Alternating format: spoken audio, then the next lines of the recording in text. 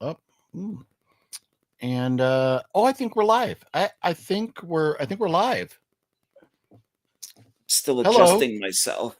You're adjusting? I'll adjust too. I'll make so you feel a little more comfortable. We'll both adjust.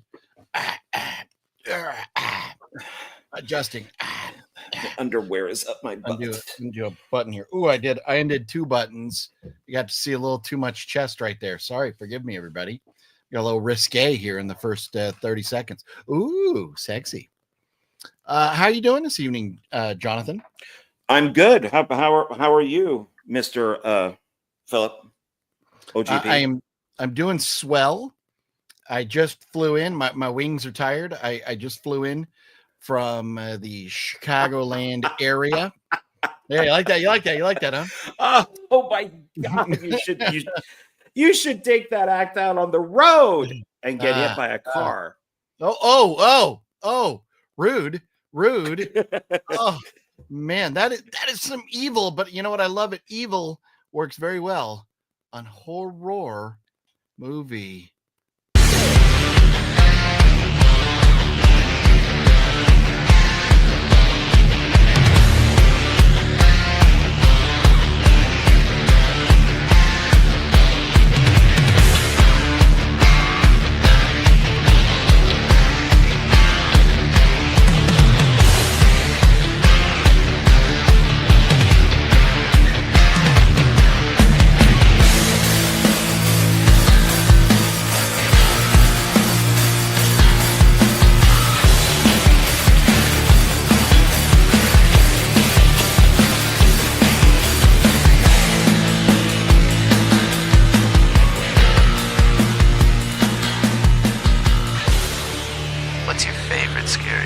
I don't know. Most of all, fuck you! In the shadows where nightmares crawl, OGP and John they rule us all. I pressed play and the song wouldn't go right away. We got screwed. Let's do it again. I'm kidding. We're not going to do it. There we are. With whispers of fear, monsters and vampires, the end is near. All right, that's all you get for today. I screwed it up. I lost it. It just doesn't feel right having to start it incorrectly. So there we are, though. It is Horror Movie Monday, and I hope everybody's having a wonderful beginning to their week. We're going to talk about a couple things. Look forward to some stuff coming up and some other exciting stuff. But John, how was your week? Not bad. Pretty good actually. I can't complain. I guess so. Nice. Yeah, I had a wonderful week. It was an adventure. We left last Monday. We did the Horror Movie Monday. Then I woke up Tuesday morning, very early in the morning, to go to the aeropuerto and flew all the way to Chicago to see my son graduate from Navy boot camp. While we were there, we went and did a lot of fun things. If you don't, you should be following me on Instagram and you would see a lot of the cool stuff that I got to do while I was out there, including visiting the Pabst Mansion. The Captain Pabst, the founder of Pabst Beer, PBR, and all that good stuff, his mansion that he had custom built in 1892 or something. Went to the Harley Davidson Museum, and I went to the Field Museum in Chicago, very famous museum there in Chicago, and ate a lot of good food, had a great time, and much more. But we won't dive into all that stuff because we're here to talk horror movies. But I had a fun week. It was a quick but fun week. But because of my travels, I was not able to get to the theater and see this little thing right here. Where'd it go? No, there it is. Clown in a Cornfield. Oh shit! It's Cinco de Mayo. Happy Cinco de Mayo, everybody. Happy Cinco de Mayo. Bye. Oh, that was not supposed to be there. That was from last week. Yeah, that's why our views were in the toilet last week, because Cinco de Mayo. But Clown in a Cornfield, I did not get a chance to see it yet. Have you, John? No. Yeah. Maybe streaming. I'm hearing some interesting takes on it, but nobody that I know has told me it's horrible. So we shall see. I'm probably going to go see it tomorrow night. I'm probably going to go to like a 7 p.m. showing tomorrow night and see it. That is the plan there. But Clown on a Cornfield, unfortunately, neither of us have gotten around to that yet. It's just been a busy week. But let me quickly say hello to everybody, and then we're going to dive into the news and talk about what's going on, because there's a lot of it. I saw this comment earlier. Talking Chucky podcast said, I'll be attending an IMAX screening of Bloodlines tonight. Very cool. Really looking forward to this one. I enjoy all of the movies, and it's been 14 years since part 5. Been hearing great things. That's awesome. That is awesome. Some, getting an early preview of the movie. Very cool. So Talking Chucky is probably out at the theater right now watching that. So I hope he's having fun. Sean, what's going on, Sean? Unfortunately, Gail's not doing well, having some health issues. Won't be joining us. Yeah, we wish Gail the best, and hopefully, yeah. I wish he's bouncing back. Masashi, what up? Deadpool Fanatic, what up? Jeff, what's going on? Daniel, what's up? Watch all 4 Death Race, like all 3 Beyond Anarchy suck. I think Beyond Anarchy is better than part 3, Inferno, to be honest. Part 3 seemed to be my least favorite. Yeah. I've only watched the first one so far, so I don't know about Beyond Anarchy or honestly any of the others. So let's see, Daniel, we're gonna quickly get through some of this. I want to, if you want to message us again later on about the Death Race stuff, we'd be more than happy to talk about it. Just a lot of stuff right off the top here. Jonathan, what's going on? Any thoughts on the monkey? I love the monkey. John? Love the monkey. There you love go. The monkey. We both love it. We are Oz Perkins fans, so very much so. Nocturnal, what's up? Hey, Nick, hey guys, what's up? Collectify, what's up? Christian, what's cracking? Hey, Christian. Wicked Network. Hey, Wicked Network. And Liv is in the house. What's up, Liv? Hey, Liv. Rest in peace, ECW legend Sabu. I saw that some wrestler died, and I don't mean to belittle anybody losing their life at all, but I don't know anything about this person. Do you, John?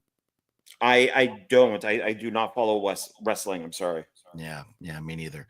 Preminator, what's going on? Hey. HCDG and House of G fam, what's up? I will try and get to more of your comments a little bit later on. Everybody, I apologize, but it's already 8. We're already 8 minutes in, so we got to talk about the big news this week, and that is Final Destination Bloodlines. And like previously stated, 14 years since the last one. I am very excited. I've loved this trailer since I first saw it.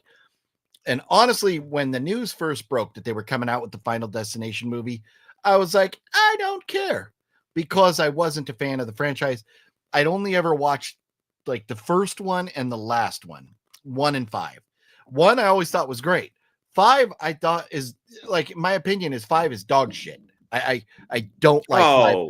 Aside from the very end, the twist at the end, how it's all, full cycle, where spoiler alert, my bad. But after going back and watching parts 2, 3, and 4, I really enjoyed those. 5 is, in my opinion, by far the weakest. But because of enjoying that franchise now, I am very excited for this. How do you feel about new Final Destination coming out, John? I did not like the teaser when it came out. I did not think it looked like a Final Destination movie, but then when they came out with the actual trailer, I loved it. So okay. I am looking forward to it. I was lucky enough with Jonathan over for Horror Film Lovers. We did get to interview the creator, Jeffrey Reddick, nice. Of the series. So if anybody's interested, you can always go check that out on his channel. But very nice, nice man. He gave us a lot of information. We got to talk about all the movies. I love all the movies. Obviously, some are better than others, but I could probably watch anyone at any time. Wouldn't bother me at all. Nice. Yeah. So now this is interesting. Zach Lipovsky and Adam B. Stein are listed on IMDb as co-directors. And looking at stuff that they've done, I'm a little concerned. They directed Kim Possible, and I don't know why they co-directed this stuff, and Freaks. I'm looking at Leprechaun Origins. I'm not really impressed with their resume. So of course, Leprechaun Origins was a long time ago, and the trailer for this looks good. So fingers crossed he has matured and developed as a director. But that's concerning. So and the other kind of sort of concerning thing is the only actor name that I recognize at all is Tony Todd. And if we know anything about Final Destinations, Tony Todd is not going to be one of the leads. He's going to kind of show up here and there, be placed, in certain spots. I've heard that this is a great tribute to Tony Todd. Early on, I haven't heard anything bad about anybody who's, from anybody who's gotten an advanced screening. I did look, and there were as of last night, there was nothing on Rotten Tomatoes as far as scores go. IMDb has already 2,000 people who have scored this, and it's sitting at a 7, which is a great score. So that may mean good things. So did I ruin it for you by saying that the guy who directed this also did Leprechaun Origins? Are you concerned now? Yeah, very much, because Leprechaun Origins is awful. It is the worst one in the entire series, and I would rather watch Leprechaun Back to the Hood than Leprechaun Origins. It is. Oh yeah, and I'm looking at the other guy, and I'm not really seeing anything. I mean, there's nothing really listed. But I mean, everybody has to start somewhere, and unfortunately, they started a long time ago. But maybe this is just them finally getting good. Fingers crossed. I am hoping that I'm gonna love this movie, and I really feel like it's gonna be good. I think it's gonna surprise us. So we'll see. Oh, I mean, he did do the main guy. He did do Dead Rising Watchtower, which is a zombie movie that's based on a video game. So, which I think I've seen. I think I've seen that. Wow. But I don't fully remember. But yeah, this. Okay. Well, this is interesting. So I put up a poll, and if you haven't yet, please vote in the poll, and also hit the thumbs up button for us if you would. Really helps out the channel. It's very simple. The poll right now, it says, will Final Destination Bloodlines be epic? And it will either be freaking epic or it will be an epic failure. And right now we're at 92% of 24 votes say that it will be freaking epic, and 8% say it will be an epic failure. So out of that's like 3 people, I think, out of 21 or out of 24 think that it's going to be good. So that's a good thing. I think that's a good thing. I don't think it could be worse than any of the other ones in a way. I mean, it's like I said, some are hits and misses, and I guess it just matters on your taste. So as long as they follow the formula, it should be okay. Very true. Very true. So it'll be interesting. So we're going to be checking that out this week. I'm definitely going to be going to the theater to see this Thursday. I'll be I think I'll go too. Yeah. Nice. Hurry Up Tomorrow. That is the other big one of the week. That is our Jenna Ortega itch scratcher for a while. And it's also got The Weeknd, who has not. Yeah. He has not impressed on the big screen. His music is fine. I have no problem with the Weeknd's music, but his movie so far. Hurry Up Tomorrow. It's a story about an obsessed fan, Jenna Ortega, who looks like she kidnaps this artist and kind of takes him on a run. And I don't know. I don't feel like they gave us a whole heck of a lot aside from the fact that she kidnapped him. And is she going to kill him or what's going on? I don't know. Honestly, this looks like a movie I'd be more comfortable with watching at home so I could turn off if it's trash. And also I kind of feel like Jenna Ortega and The Weeknd are going to draw a much younger crowd. So I feel like people in the theater are going to be a little noisy and talkative and using phones and disrespectful. So I'm a little concerned about the audience. Yeah. A little concerned about the audience at the theater for this one. What do you think, John? You gonna go see this? She has not been picking the best movies. I like her. I'm a big fan of hers. I support her. I love how she talks about Hollywood and I mean she's the Jekyll to yeah. What's her face's Hyde, Zegler's Hyde, and yeah, I just wish that she would pick better projects, but I won't see it. I don't know anything about The Weeknd's music. I have no idea. I did see The Idol, which was beyond horrible. God, did that suck? I keep going up for my glasses because they're like phantom glasses, and so I know that like the character that he played in The Idol is like the same character that he played on like Empire or some show about rap music or something like that, where he played the same type of character. So I don't know if he's playing once again a musician. He is a musician again. Yeah, I have no desire in this at all. So I mean, good for her. I hope it makes money because I want to see her continue. Yeah, but I just wish she'd pick better projects. This could be 2 in a row for her that, I mean, I don't think Death of a Unicorn was considered a bomb, but it wasn't great by any means. So this could be 2 in a row that are kind of, and as far as we're concerned, it could be 3 in a row because Beetlejuice was boring juice.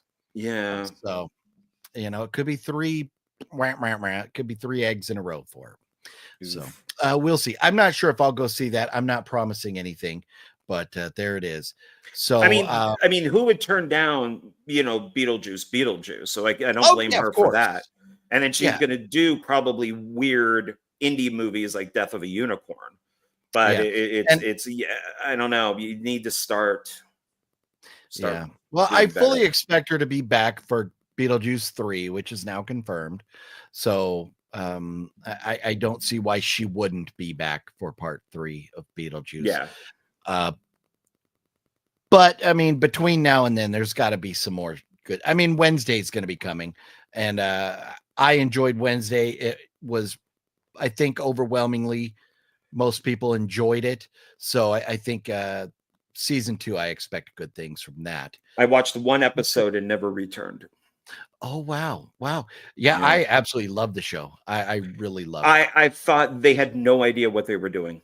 They had no idea. Why would you take her from a normal school? I know she throws like piranhas in the swimming pool, and then you put her into this weird school where she's like against it. It's like, it doesn't make sense to me. No, you take her from the weird school where she wants to stay, where she's like Queen, Wednesday, and she does something normal that makes them go, oh, you can't be here anymore. You're normal. And then they send her to the high school where then she has to fit in and everything.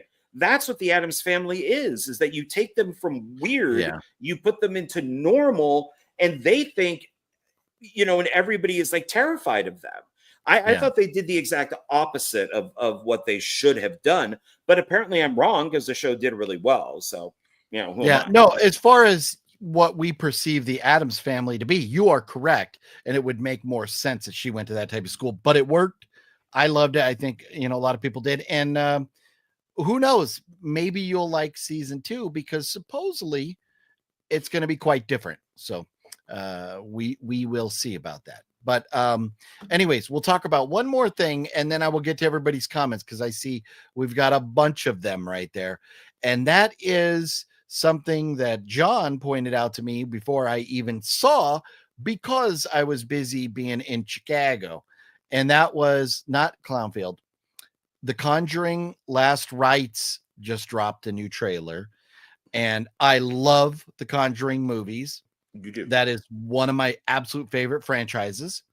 And I'm very excited that there's going to be a new Conjuring movie. And I did indeed watch this trailer. I would imagine you sent it to me. So you've seen the trailer, have you not, John? Yes. Thoughts?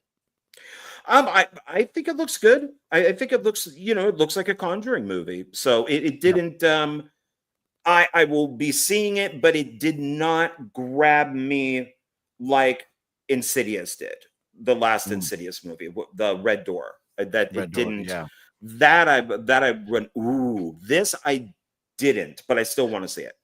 Well, the good news is I think it's like less than a month later or something, you're going to get an Insidious movie too.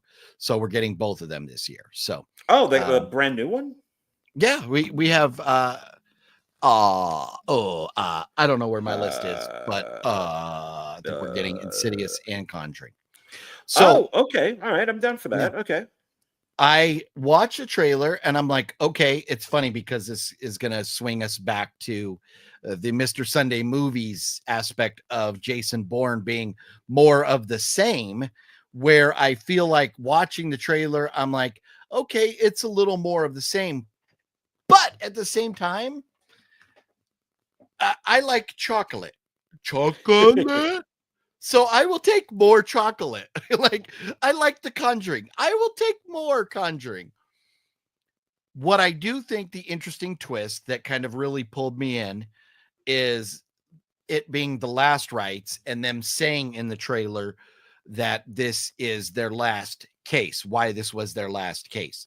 I don't know that it's smart to kill them off because we know in real life that Ed and Lorraine, right? That they didn't die after this. They died of natural causes later on in life.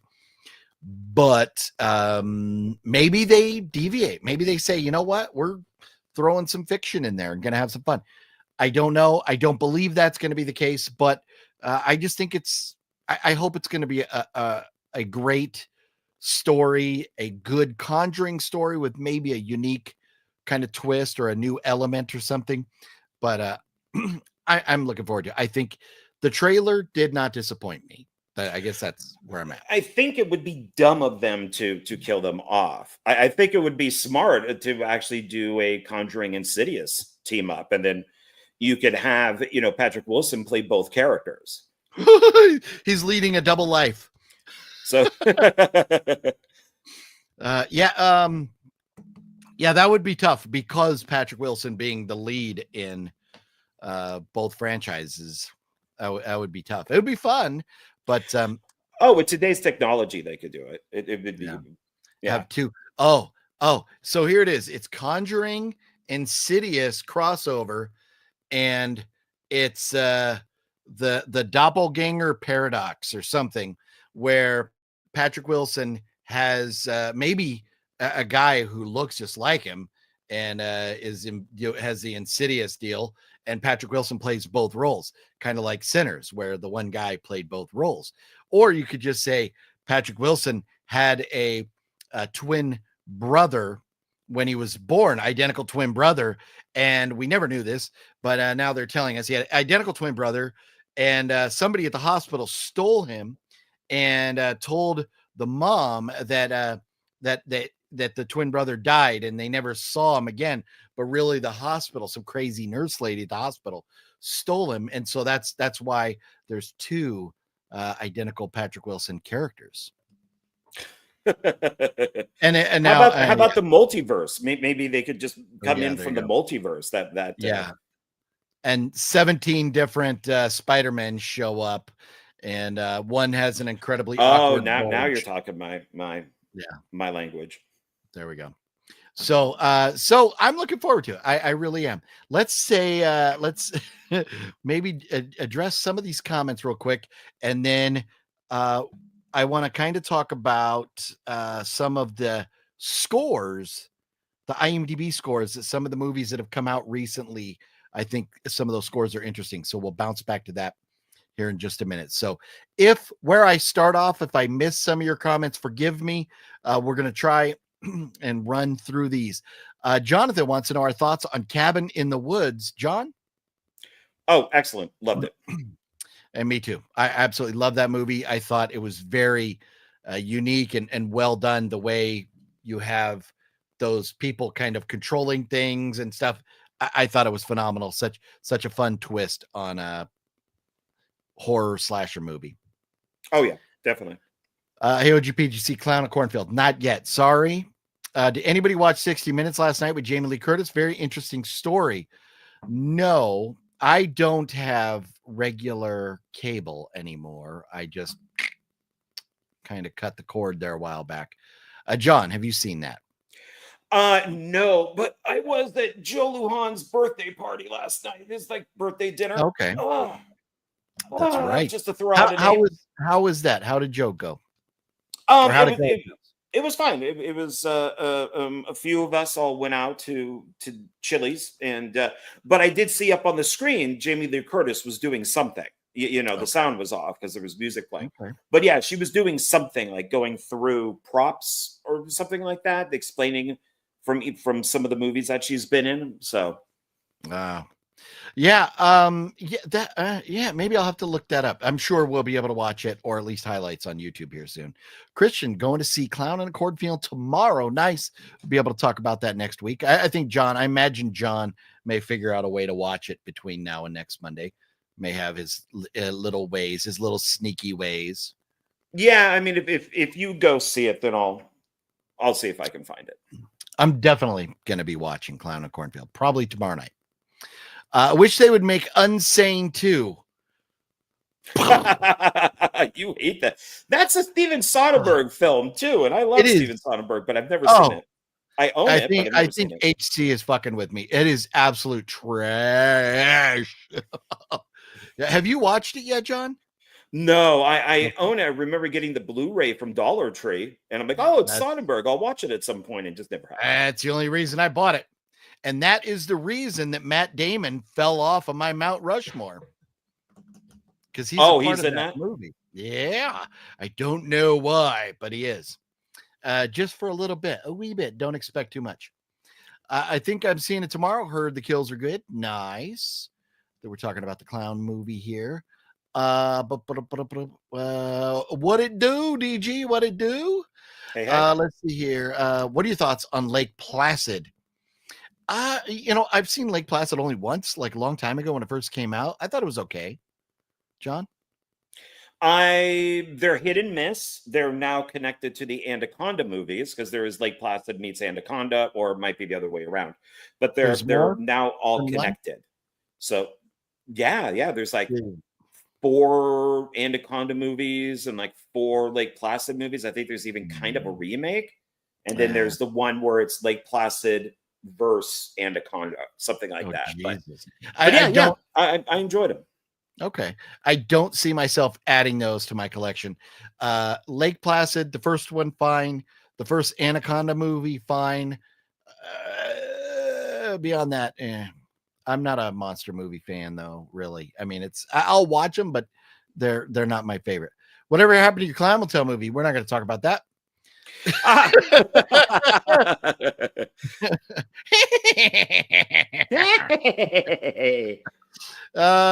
It's there's things going on. Maybe one day. I seen A Planet Terror last night for the first time. Great zombie film. Nice. Yeah, that's a good one. And let's see. Okay, so we're still in the what's up. Cody House of Geek. Cody saw the good news, keeping the job. Good for you. Glad to hear that. Hey. Always really liked Final Destination 3 and 1 the most. 3 and 1. Good choices, Liv. Wicked Network Part 1 and 3 are favorites. Nice. So in agreement there. Dominic loves the entire franchise. Nice. But what's wrong with Kim Possible? I don't know. I've never seen it, but my point is it's a movie I would never watch. So I don't know. I wouldn't. Well, I mean, I know what it is, but I just wouldn't think that somebody would watch Kim Possible and go, "That's the guy. That's the guy we need to do the next Final Destination movie." Yes. I get an early crew showing for tomorrow. I'm actually gonna watch it with other employees in IMAX. Cody, that's awesome for you, but you suck. Let's see here. Final Destination Roller Coaster Kill was awesome. Agreed. Hello, you extinguished. I think you mean distinguished, gentlemen. I'll take extinguished. Extinguished, yes. But I think that would mean we would be dead. I don't want to be extinguished. But hello, Brent Mania. How you doing tonight? Oh, I thought more of a fire extinguisher. Oh, okay. Hornswoggle. Well, I mean, I guess it could be that, but Hornswoggle was in Leprechaun. Yeah, Leprechaun Origins. Yeah, that's the WWE movie. He's fine. I mean, when it's called Origins, why don't you have it part of the series then? It's a standalone movie. It has nothing to do with Origins. It's awful. Wicked Network agrees. I've never seen it, so I consider myself lucky. It is so bad. Nice. Brent Mania, never saw any of them Final Destination movies. I'll have to check them out before I see the new one. I would recommend that. Yeah, hey, that's 5 movies you'll binge, and most people like the 5th one. I'm just not the biggest fan of it, so I think you'll hopefully enjoy the entire franchise, and you got 4 days to do it. Well, 3 now. You got Tuesday. I'm blanking. The 5th one is with the guy who's going to he's the chef. I don't want to give too much of the plot away. It's the one that starts out with the bridge and the bus on the bridge and the bridge collapsing. Oh, okay. So part 4 is the racetrack. Okay. Yeah.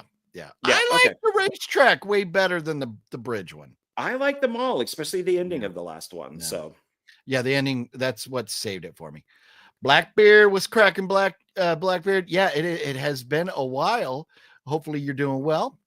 I wish Jenna Wednesday kidnapped me for a while. Yeah, I bet you do. I'm too old to say anything about that. Yeah. Okay, Fluffy. Yeah. Fluffy talking about like some girl was, too young for him or something. And I'm like, whatever. You've been single for 20 plus years, dude. You can't be that choosy. You take what you can get in where you fit in is what you do.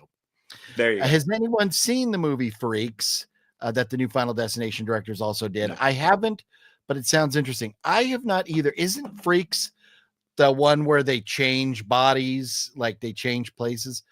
If I remember right, I think it's like, and I hate those movies where people switch bodies. I'm not a fan of those movies. Oh, so I guess you'll never see Freaky. Maybe that's what I'm thinking of. Freaky. Maybe that's what I'm thinking of. Yeah, no, that's I will Vince never Vaughn see one. That's done by the guy who did Happy Death Day and Happy Death Day 2. I got nothing against Vince Vaughn, but I'll never watch that movie. I just, those do nothing for me. You and Jonathan. Yeah. Everybody, if you would hit that like button, I would appreciate that. We got to skip Beetlejuice slander. We got flipped off. Yeah, no. Balzer, there's a couple things you can never ever talk bad about when Balzer's in the house. That would be Beetlejuice, Elvis Presley, and Jeepers Creepers. Don't ever say anything bad about those, or Balzer will get on a rampage. I have bad things to say about 2 of those things, so but I'll keep quiet. Antonis, what's up, Antonis? Hey. Michael McNally, what's up? A 3rd Beetlejuice movie? Do we actually need? I don't think we needed a sequel. No, but they're gonna do it. They're gonna do it. Made a lot of money. dropped a first trailer to be more specific. Not sure what you're referring to, Antona. Sorry, we're a little behind. I haven't seen any of the Conjuring movies. Oh, Liv, they're so good. They're so good. Haven't seen Freaks, but it gets good reviews. Okay. Got it. Conjuring films are worth watching. The first one is excellent. To me, even maybe part 2 may be better than the first one. They're neck and neck. I think you like part 2 better than 1, right, John? 2, I think, I like 2 better than the first one. Plus, I like because it has the Amityville stuff in it. So, which is what first interested me in them. But I really like part 1, and I do not like part 3. Cody, I am with you. I would want to see a Conjuring movie about them investigating the Amityville house. And I think because of the fact that, I mean, I know Ed and Lorraine went there and you know, they weren't part of the investigation when the murders happened and all that stuff, but them just investigating the house would be cool. You could just put some other random family in there and create a story. Yeah, if you wanted to do something, you know, really fictional. But what you see in Conjuring 2 is what they did. That's it. They were just I think the whole thing with Amityville is a hoax, and I think that they, you know, it was basically to, you know, keep DeFeo off death row. And so, you know, I have a whole thing I could go into, but it's so that's all that they were called out there to do is what you see in Conjuring 2. That was it. Yeah. The real story about the Warrens is pretty interesting. Yes, it is. I watched, I think it was it called The Devil Made Me Do It or something like that. And it's like a documentary, 1.5 hour long documentary on the Warrens. And I thought it was great. I really enjoyed it. And, you know, I would probably, if there was other stuff out there, I don't want to see more repeat information about the Warrens, but if there was other stuff out there or actual, you know, more interviews with them, I would be up for watching. I enjoy all that stuff. So you know quite a bit about the Conjuring and the Warrens and stuff, John. Have you ever seen like documentaries or anything else about them? Yeah, when Conjuring came out, I watched a bunch of stuff, but I mean, there's people that call them hacks, and then there's people who believe in them, and I'm fascinated with the whole Amityville thing, you know, all of the you know, conspiracies about that, and so that it all kind of wraps itself into the same thing. Wow, the budget for Freaks was only $2,000. And it made 400,000. Is this, well, if that is accurate, do you mean 2 million and it made 400 million? Or you mean 1,000? Because if it's only $2,000 and it's doing that well, that's worth a watch. Greg was cracking. Greg, how you doing? Hey. Anyone watch Little Bites? I have no Little Bites. I think I've seen that. John, you? No, I don't know of it. Yeah, pretty sure I've seen it. I have to look it up. I can't remember right offhand here, Jeff. Sorry. Watch on YouTube, OGP. I don't have cable anymore as well. Okay, good to know. As far as Jamie Lee Curtis, right? You could probably see the interview with Jamie Lee 60 Minutes either through their YouTube or 60 Minutes app. Yep, I might have to do that. Well, we are far behind on the comments. 32. Oh, we're less than 10 minutes though. Okay. I'm going to skip ahead a little bit unless I see something really off the cuff here. OGP, John, just reshoot it again. Add things. Yeah. The Clown Motel movie. Of all the ones I skip ahead to jump to, that's the one I stop on. OGB, do you have another movie in the works that you've been wanting to make? How's the GFM? I have, so I still want to get the Bread of Wickedness done, and I have a few other scripts, and there are things in the works. So I've been told that Matt and Justin are making good progress on the Wild Game, and that we should be seeing cut of that pretty soon, and we'll see where it goes from there. But we got 2 in the pipeline. You know, they're just and then a short, the Sacred Heartland, whenever that anthology gets released. That's something that you and I can work on to get this stuff done. So I have gotten yeah, for people out there who don't know, I did put together 2 cosmic horror films, anthology movies, and there's a lot of directors involved, and we still have to shoot. I still have to shoot 1 short. Philip has a short in it, and I have to do like the host stuff. So it's just I've just been lazy. That's what it really comes down to. So well, lazy and busy. Life is tough. It is when you have to have a full-time job and everything. Making movies always has to be second fiddle. Yeah, it will get done. I just have to put a fire under my butt. So. Yeah. You apparently should see Balzer's Balls. I don't know if I want to see Heck Balzer's. yeah, bro. Heck yeah, dude. Maybe the Creeper's Balls. Maybe we'll see the Creeper's Balls, but I don't know if I want to see Balzer's Balls. Fluffy likes seeing other dudes' balls. I think he saw Wet Movie 1's balls once. Oh, I'm envious. You ever seen the movie Snitch with Dwayne Johnson? I have not, but I'm sure that guy has. Yep, I own it. Yeah. Yep, I liked it. It was good. So I've not come across. If it's a Dwayne Johnson movie, for the most part, I've enjoyed his stuff. But I just watched Be Cool that he's in. God, that was awful. I made it through an hour and turned it off. It's the sequel to Get Shorty, which is great. God, did that thing suck. And it wasn't because of him. It was just a bad movie. So, but I do like The Rock. OGP, you might not like this, but I haven't watched the Bourne movies yet, but I done with all 4 Death Race. Well, and if you enjoyed the Death Race movies, I really kind of feel like you'll love the Bourne movies. The Bourne movies are great. And I mean, yes. I feel like you're missing out, but I'm not going to be mad at you or anything, but I highly recommend it. I love that franchise. Heading out for the night, got to get up for work and then watch that early screening. Yes, enjoy it. And you also suck, sir, for getting to see it early. Okay, bye. Ed Warren was a huckster, unfortunately. What is a huckster? I don't know. A liar. Okay. A con man.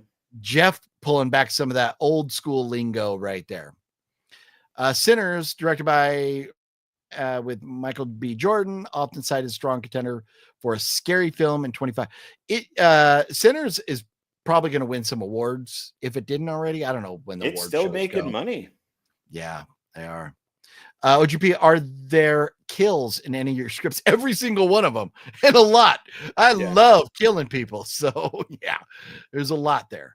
The budget for Freaks was $2,000 Canadian money due to it, which is about the same, being filmed in British Columbia, and gross combined U.S. Canada was $280. Wow, that's great. Who hasn't seen Wet Movie 1's balls? There you go. I haven't. Well, you're missing out, sir. I haven't either, but I'm good. I'm okay. Do you like sleepaway camp movies? I've only ever seen the first one. I don't know that I own like sequel, at least part 2, but I don't know that I need to see them. But the first one's great. John? I saw the first one in the theater. I own the whole set. So 2 and 3 are not bad. They're made by different people. I do own part 4, Return. A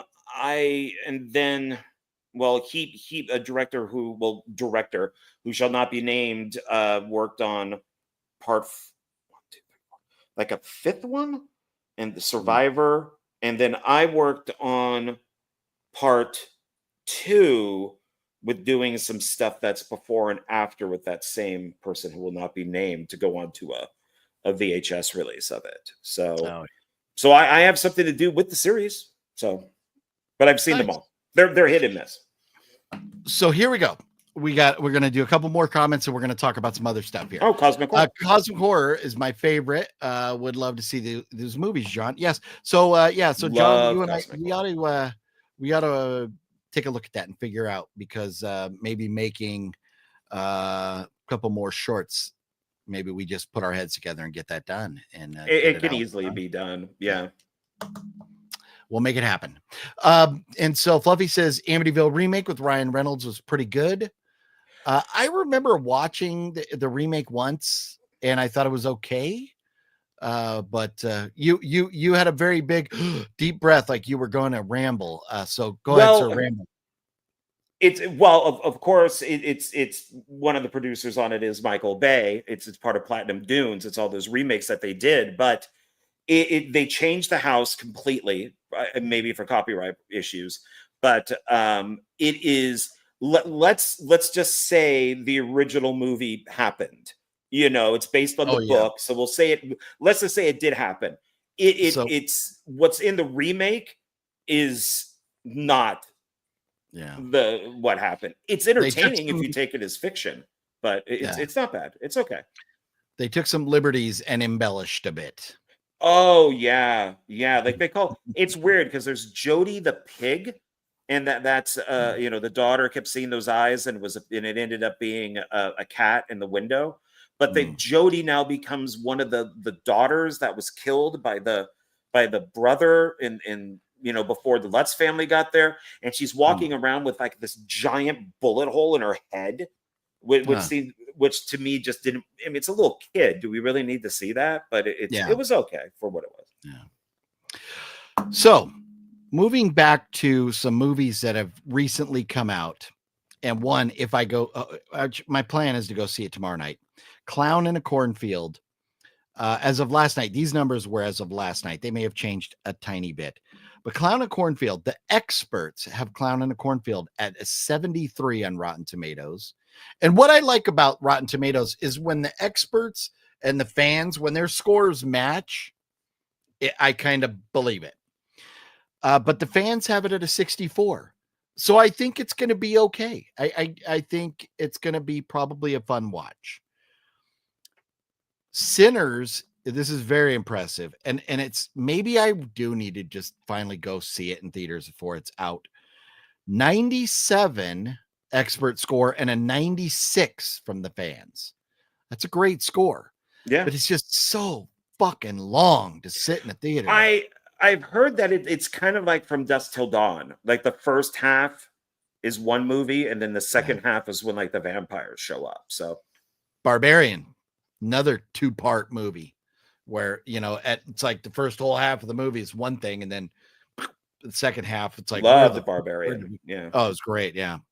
So, and then this is interesting. Minecraft, the experts have it at a 47, but the fans have it at an 86. So I think the director gave the Minecraft fans what they wanted, which might not have been in expert eyes a perfect or a great movie, but the fans love it. So if you like Minecraft or all about it, go check it out. Hey, I've never played the game. I'm not a big Jack Black fan, but as long as it's making more money than Snow White, I am all for it. There you go. And here's another thing that makes me want to boycott Marvel until the day I die. And it's just the things that Marvel does. I don't know, and I don't give a shit about any one of the characters in the movie Thunderbolts.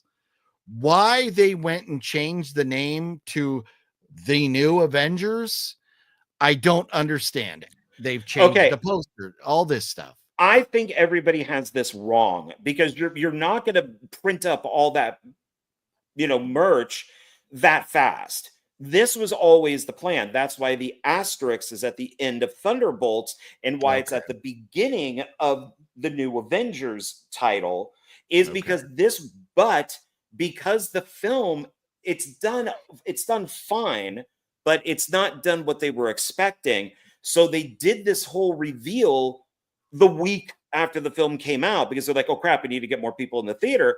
This is all my opinion, but I think that they were going to do that reveal like 2 or 3 weeks down the road when everybody had seen the movie. And now they're like, hey, look, now it's the New Avengers. And now it's going to be part of this New Avengers Doomsday.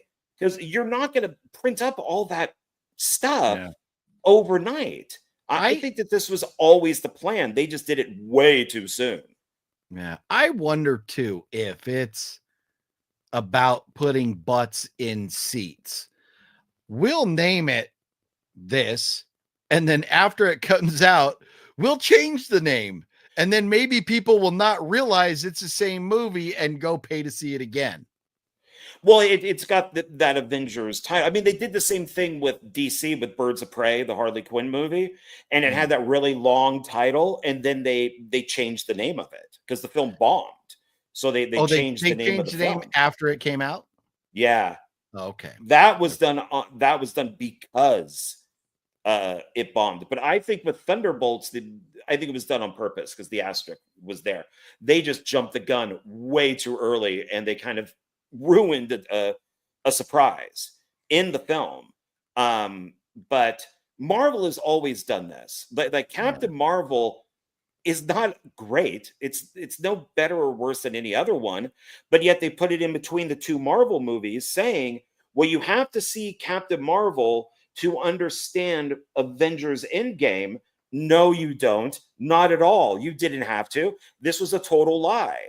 And that was their game, which is why the film made over $1 billion, was only because people thought you had to see it.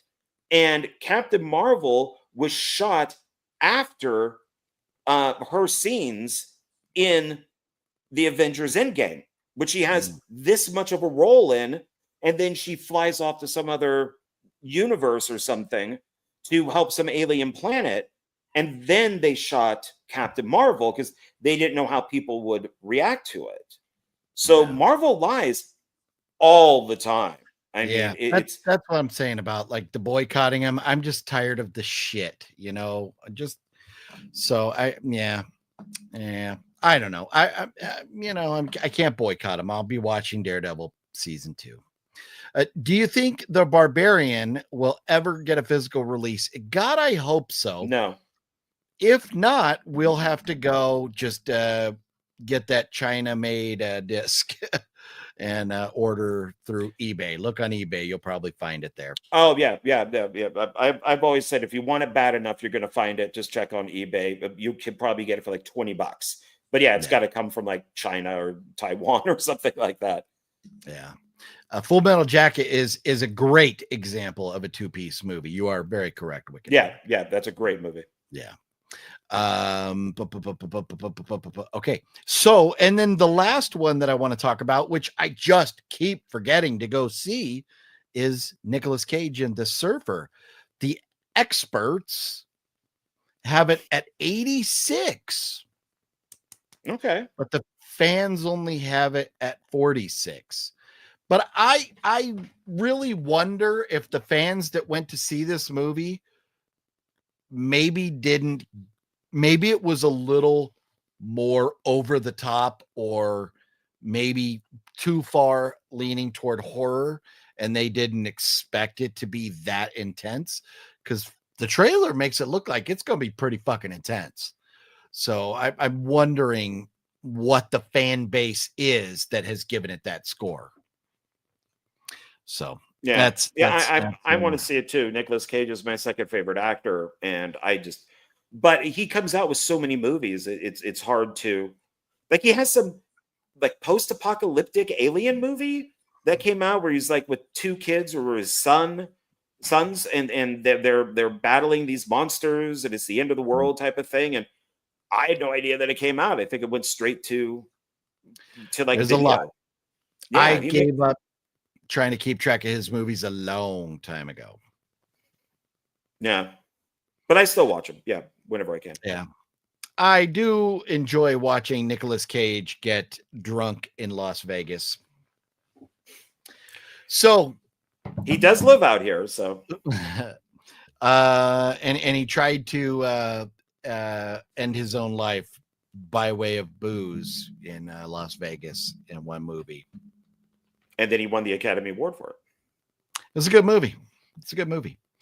So last week we talked about, we were kind of debating movies and stuff because I had mentioned a movie that I said maybe one of my favorites now. Maybe it'll be my favorite horror movie of all time because I watched where did I put it? Right down here. It's buried in the stack. Oh, here we go. I watched Frontiers, and that prompted John and I to decide that we would pull off our shelves 10 movies that maybe we consider our favorites. And John mentioned something during the week in our conversation that I think is very appropriate, and that is whatever my list here is today may very well be different tomorrow, because on a day-to-day basis, what my favorite is changes. And if you know me, and I'm not going to mention them until we get to the top two, but my favorite number one and number two favorite movies of all time, they flip-flop on a day-to-day basis. So right now it's leaning one way because I just watched it again. So John, are you ready to dive in to these movies here? Yes, I got them actually right here. So what up, Mr. Bones? So and do you just have 10, or do you have any honorable mentions over there? I just have 10. Okay. I was going to mention that maybe we should have honorable mentions, but I didn't. Yeah, because so when I went to go make my list, put my stack together here, I pulled off the shelf. I just went and I was like, oh, I love this one. I love this one. I love this one. I love this one. I had like 30. So I was like, okay, now I got to whittle it down to 10, which I have right here. So, and oh man, it's so hard. I suck at picking favorites, but I quickly want to go through my honorable mentions, because I do have my stack over here of my, this is just honorable mentions. Oh man, I could have made up some because I had to put back a bunch. My bad. I just, since I got them right here is the only reason I'm thinking about it. All right. But if you want to do honorable mentions next week, we'll make sure and set that time aside for you. The Collector. It was so tough. This, for a long time, as I whittled down, was in my top 10. Love The Collector and The Collection. Hopefully the third one gets done someday. Hell Night. I love this movie. Absolutely love Hell Night.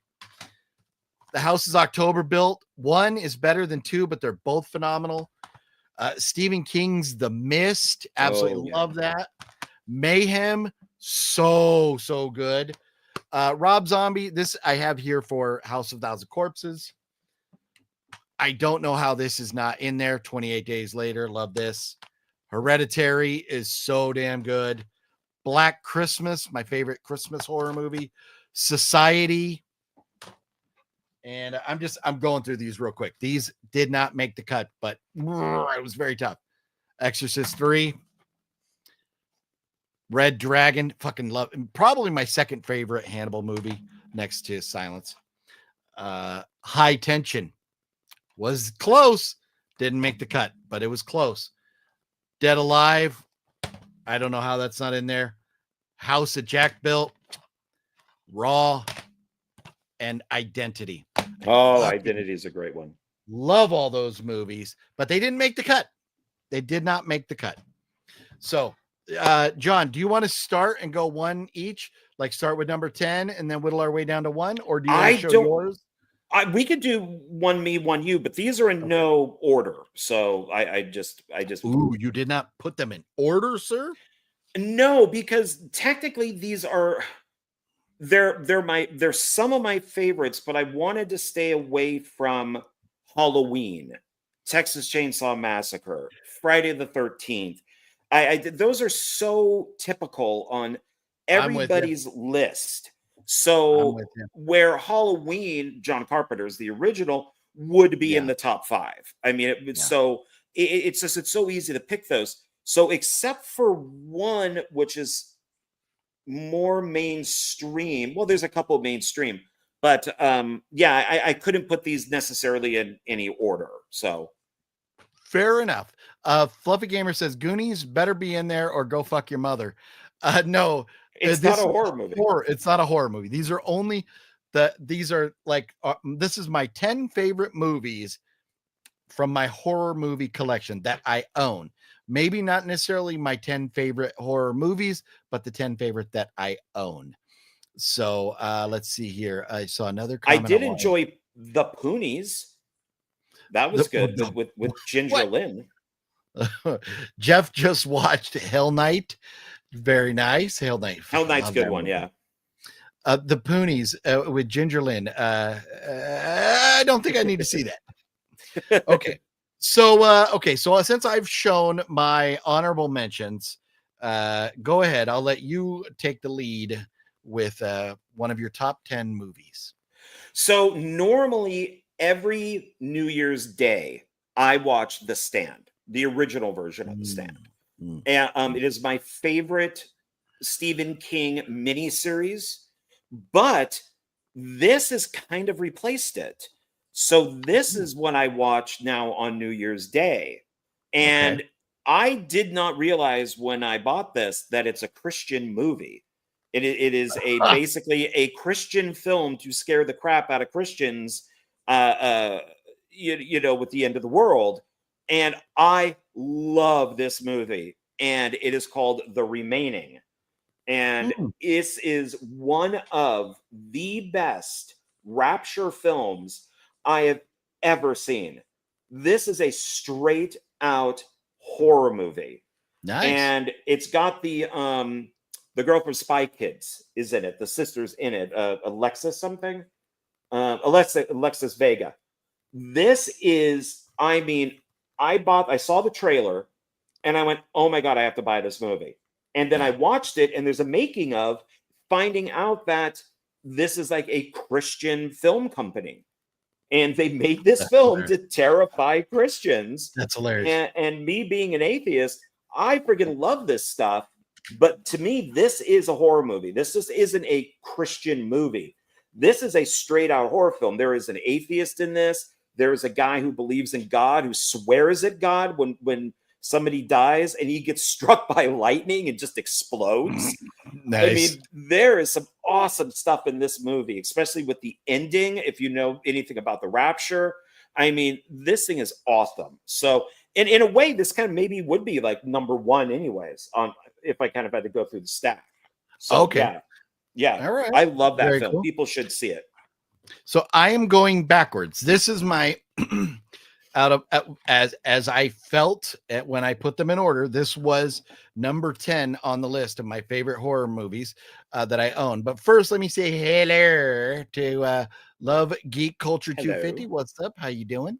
And so my number 10 movie, it just came out not too long ago. I love me some Sydney Sweeney. I love me religious horror movies.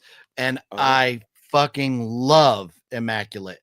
The ending, the balls that they had to do the ending of this movie, I thought were humongous. Most nowadays movies would not end it the way they ended this movie. I thought it was great. This is what we should have been getting from the First Omen. The Worst Omen, yes. Yeah, The Worst Omen. Yeah, they're identical, except the First Omen sucks. I could watch, and it's part of the reason why, like Conjuring or Exorcist, horror movies that have religious, elements are amazing. I love them, and so Immaculate. That's my number 10 right there. That's why I really like Sydney Sweeney and Jenna Ortega. Is they're business women. That they're not just Sydney Sweeney. Basically did Madam Web as a deal then to go make that romantic comedy that she did, or that like dramedy, and which made a ton of money. So that they're businesswomen and they're savvy, and I really like that. I like that, and they know Hollywood, so yeah, that was a very good movie. Yeah, I hope that she continues making good stuff. Yeah, totally. Steve Mayers, what's up? Greeting, Philip, hey. John, and Flick friends. Yeah. What's up, Steve Mayers? Yeah. Fluffy says people spotted out some kind of phenomenon on his last video at the 1616 mark. Pretty weird. Was it something like a phenomenon? Something like a phenomenon? LL Cool J-ish? Or were you talking to something else? The Damned came out this year. That was shocking good. The Damned. Oh yeah, no, yeah. That didn't last very long. I heard some stuff about it. Yeah. That is one that I meant to go, but there was a reason that I couldn't go to the theater. Is that the one that has Lucy Liu in it? No. I don't know who's in it. I know the title. Mario, what's up? But yeah, I still need to see The Damned. I still need to. I apologize for that. So your second movie here, sir. That would be, and this is legitimately one of my all-time favorite movies. It is my favorite zombie movie. I think this film should be taught in every film school, and who knows, maybe it is. And that is the original Night of the Living Dead. There you go. I can watch this over and over and over. This is actually a really good DVD too. It's got commentaries and all that stuff on it. This. I mean, it's based off of Richard Matheson's I Am Legend, which Romero has admitted to. This film is beautifully shot. It's beautifully directed. It's really well acted.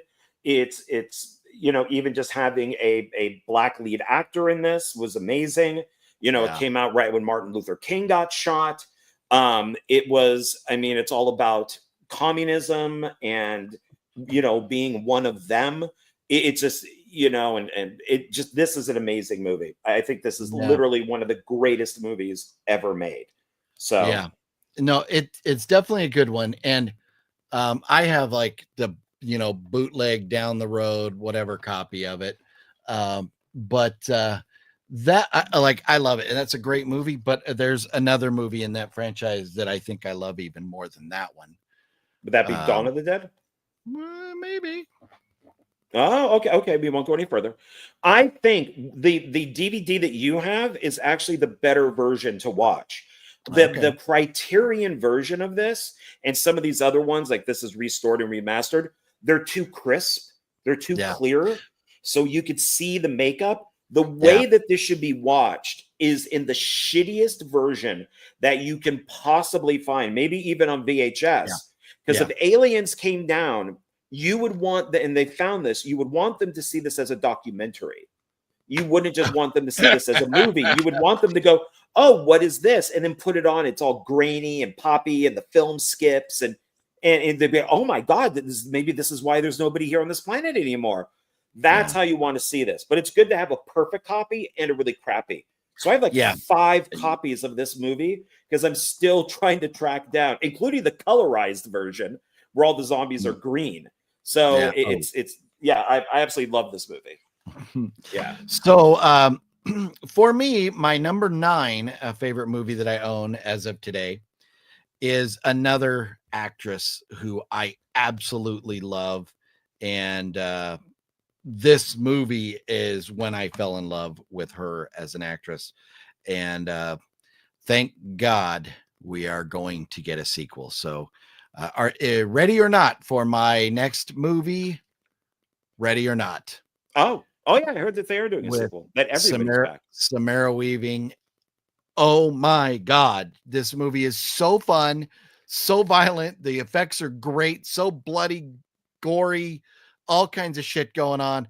By the end of it, she is just a total mess, and it's phenomenal. I love it, and that is one of the reasons that Mayhem got the honorable mention, because Stephen Yeun and Samara Weaving in this is like what was the Belko experiment? Is that what it was? Belko? Yeah. Okay. Like that was a great idea. They took like kind of like that idea with this and perfected it. This movie is amazing. And it we can only pick 10, so it couldn't make the list, but ready or not. Love it. Love Samara Weaving. She's so good in that movie, in this movie, in Scream 7. So many, or Scream 6, I should say. Sorry. So many great movies that she's in. Absolutely love her. That's number 9. Okay. My next one is a TV series. Oh, look at you. Yeah. And we had already just talked about Jamie Lee Curtis. So that's funny because she's in this. That would be Scream Queens. Huh. So this is great. This is, oh crap. It's is it a documentary? No, it's a TV series done by, what is this? Why am I blanking on his name? The guy who did Glee. I'm blanking on his name, which Murphy. Don't expect me to know that. Crap, I'm blanking on his name. Somebody help me out, and so I don't have to look it up and waste time. I'll Ryan, not Ryan Reynolds, Ryan Murphy. There we go. I whittled it down. So Ryan Murphy, he produced this. So it's a sorority, and there's somebody going around. There's a killer killing everybody in the sorority, and Jamie Lee Curtis is like the head, like the dean of the school. This is actually the chick from Glee, and then you have that's Carrie Fisher's daughter is down there, and it has my second love, my crush of Emma Roberts is in this. This was great. The writing is amazing. The way this is so mean, the way that the girls treat each other is absolutely horrible. But it's funny horrible, kind of in the same way with the remake of Black Christmas, not the awful one that came out, but the first one. That was good. Yeah, and the way that the girls treat each other in that and this are amazing, and this is hilarious. There is a season 2. They want to do a season 3, but it never happened. Season 2 is not available. I don't know why. You have to order it overseas. But I highly recommend Scream Queens. Not the reality show. This is a TV show, and nice. It is very funny. So cool. I highly recommend this, especially the first season. Season 2, good, but not as good. So, well, one time when I was in New York, my wife and I went to see a Broadway play, and we got to meet Matthew Morrison, who played the teacher in Glee, as he was the lead in whatever the fuck play. I've seen so many plays. I don't remember which one it was, but he was great in it, and he was very gracious. And my wife got a picture with him, and she was in heaven because she loved the show Glee. So I'm surprised that that was your reference. I was like, wow, John really went there, huh? I enjoy his Murphy's work, except for Glee.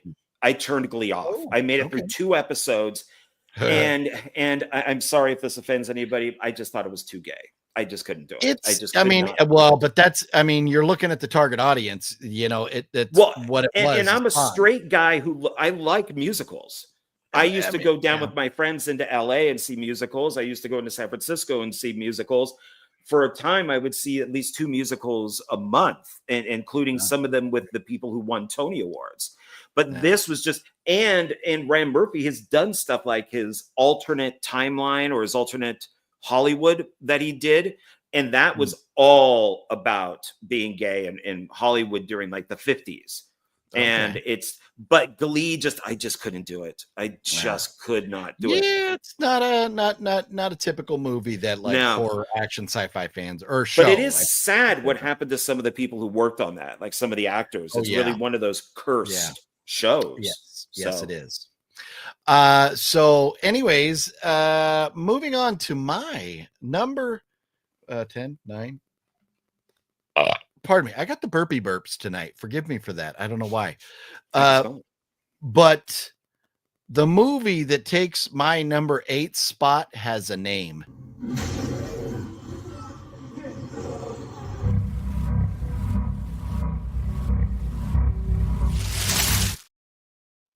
Pumpkinhead is my 8th favorite movie, and I love it. And I got this fancy schmancy little steel book of it here, and I was hoping. I wish steelbooks would come with more goodies inside, but at least especially for the price, the reversible artwork. Well, and I waited and got this on sale. Nothing can call it off. But I'm going to send it back to wherever the hell it came from. There you go. Look at that. Look at yeah. Love that movie. Love me some Pumpkinhead. And there it is. Number 8 on my list, and I can't close it. So I'll let you talk about. Oh, you know why? Because this is one of those that and this is the other thing that drives me nuts. They put the paper on the back, and then they put the little glue dots on there to keep it on there. But I want to save the paper, and I don't want to fold it in half. I want it to just fit inside. So now it's all kind of wrinkled up and stuff to make it fit. I try to save all that stuff. Yeah. Sometimes. Yeah. Well, I wish that I saw Pumpkinhead in the theater, but I got to see a screening with Stan Winston. Oh, wow. Why did it have to be this movie? But it did have Anthony Michael Hall in it. A gnome named Gnome. Oh, what the fuck is that? I've never even heard of that. It is Anthony Michael Hall finds a gnome and his name is Gnome. Like maybe that's why he's so angry when he's at conventions and stuff nowadays, because he's like kind of at the I didn't interact with him at age 45, but I heard he was a real dickhead. Which one? Anthony Michael Hall at the Halloween 45 convention. Oh, that stinks, because he's a bucket list actor I would love to work with. So, yeah. But that's I mean, hey, he's in a lot of stuff that I love. And as an actor, typically 100% I'm on board. So and he was very, very good in Reacher. In Reacher? Reacher. Oh, I guess I haven't gotten to him yet. Get your shit together, sir. I only have season 1. Okay, so my next one is another zombie movie. Okay. This has my number 1. I have been a fan of hers since 94, somewhere in there. I got to see her live. She was promoting her album, which is awesome. It is always on my playlist. And I got to hang out with her for a little bit, and even asked her if she would read a script of mine. And so I guess I'll get to what it is. And that would be Mila Jovovich in Resident Evil. Jovovich, right? It's Mila Jovovich. It's Jovovich. Mila Jolagach. Yes, that's what it is. Yes, Mila Holy Snatch. Okay, I'll go with that one. I love this woman more than anything. I'm so happy that she married a film geek. She's all right. F you. I mean, this is the one that started it all, but I've been a fan of hers since before this. And I think I love the Resident Evil movies. I have actually right there a poster for Resident Evil Afterlife 3D, which came out on my birthday, September 10th. So I framed it. So I'm like, Mila, she gave me a movie on my birthday. But she was awesome to hang out with. I love these movies. I think these films are amazing. I do not like the new one that they made, Welcome to Raccoon City. I know it's closer to the game, but it's just not the same. So, but I love these and all of these. What's up, Robert C? How you doing tonight? Good to see you. Hey. We got a full slate, or I'd throw you a link to come join us, but we got a lot to get to. Septum Sin, what up? Hey, Scream Queens. Did they ever release any of the others on physical? I thought it was one of the Glee cast was on it.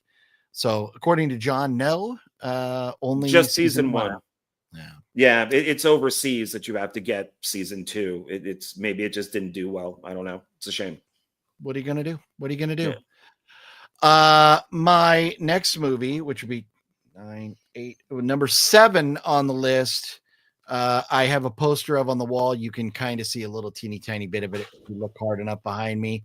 But Choo Choo, The Train to Busan is my favorite zombie movie, I think. Right? Yeah. I had to look. I love Train to Busan. This is the 2-pack that I have. I have not watched Peninsula yet because everybody tells me that it sucks ass. So, oh God, have you seen the CGI? Just watch the trailer. Well, that's what I've heard. Yeah. So I've not seen Peninsula, but but that's a double feature. Yes, that's why I bought it, because I had Train to Busan on DVD, and then I saw the double feature. I was like, ooh. And I got it at good old Zia Records for $15 for this. So, okay, Blu-ray for $15 for both. I got Train from Dollar Tree. I got that on DVD, but I would pick that up.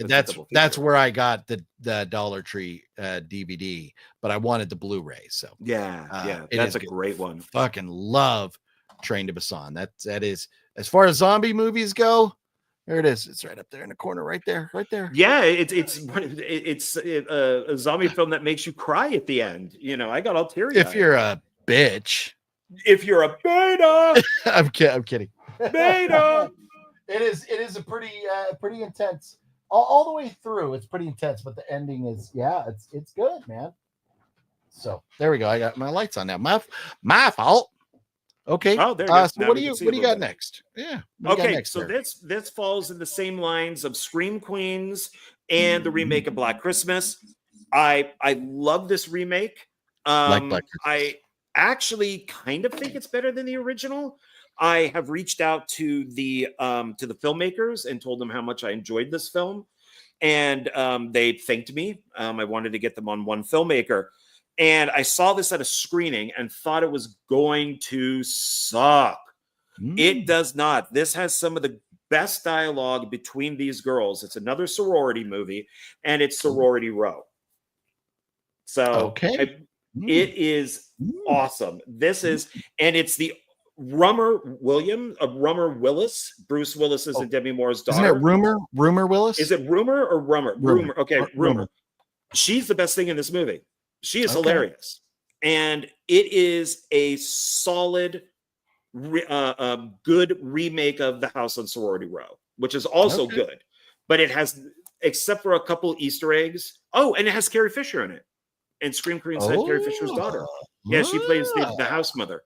Nice. It's very much I Know What You Did Last Summer. But I love this film. The dialogue is great. So I highly recommend this. And the only reason why I don't own it on Blu-ray is I wanted the slip jacket. I wanted. Gotcha. Otherwise, I don't own it. I could swipe it all night.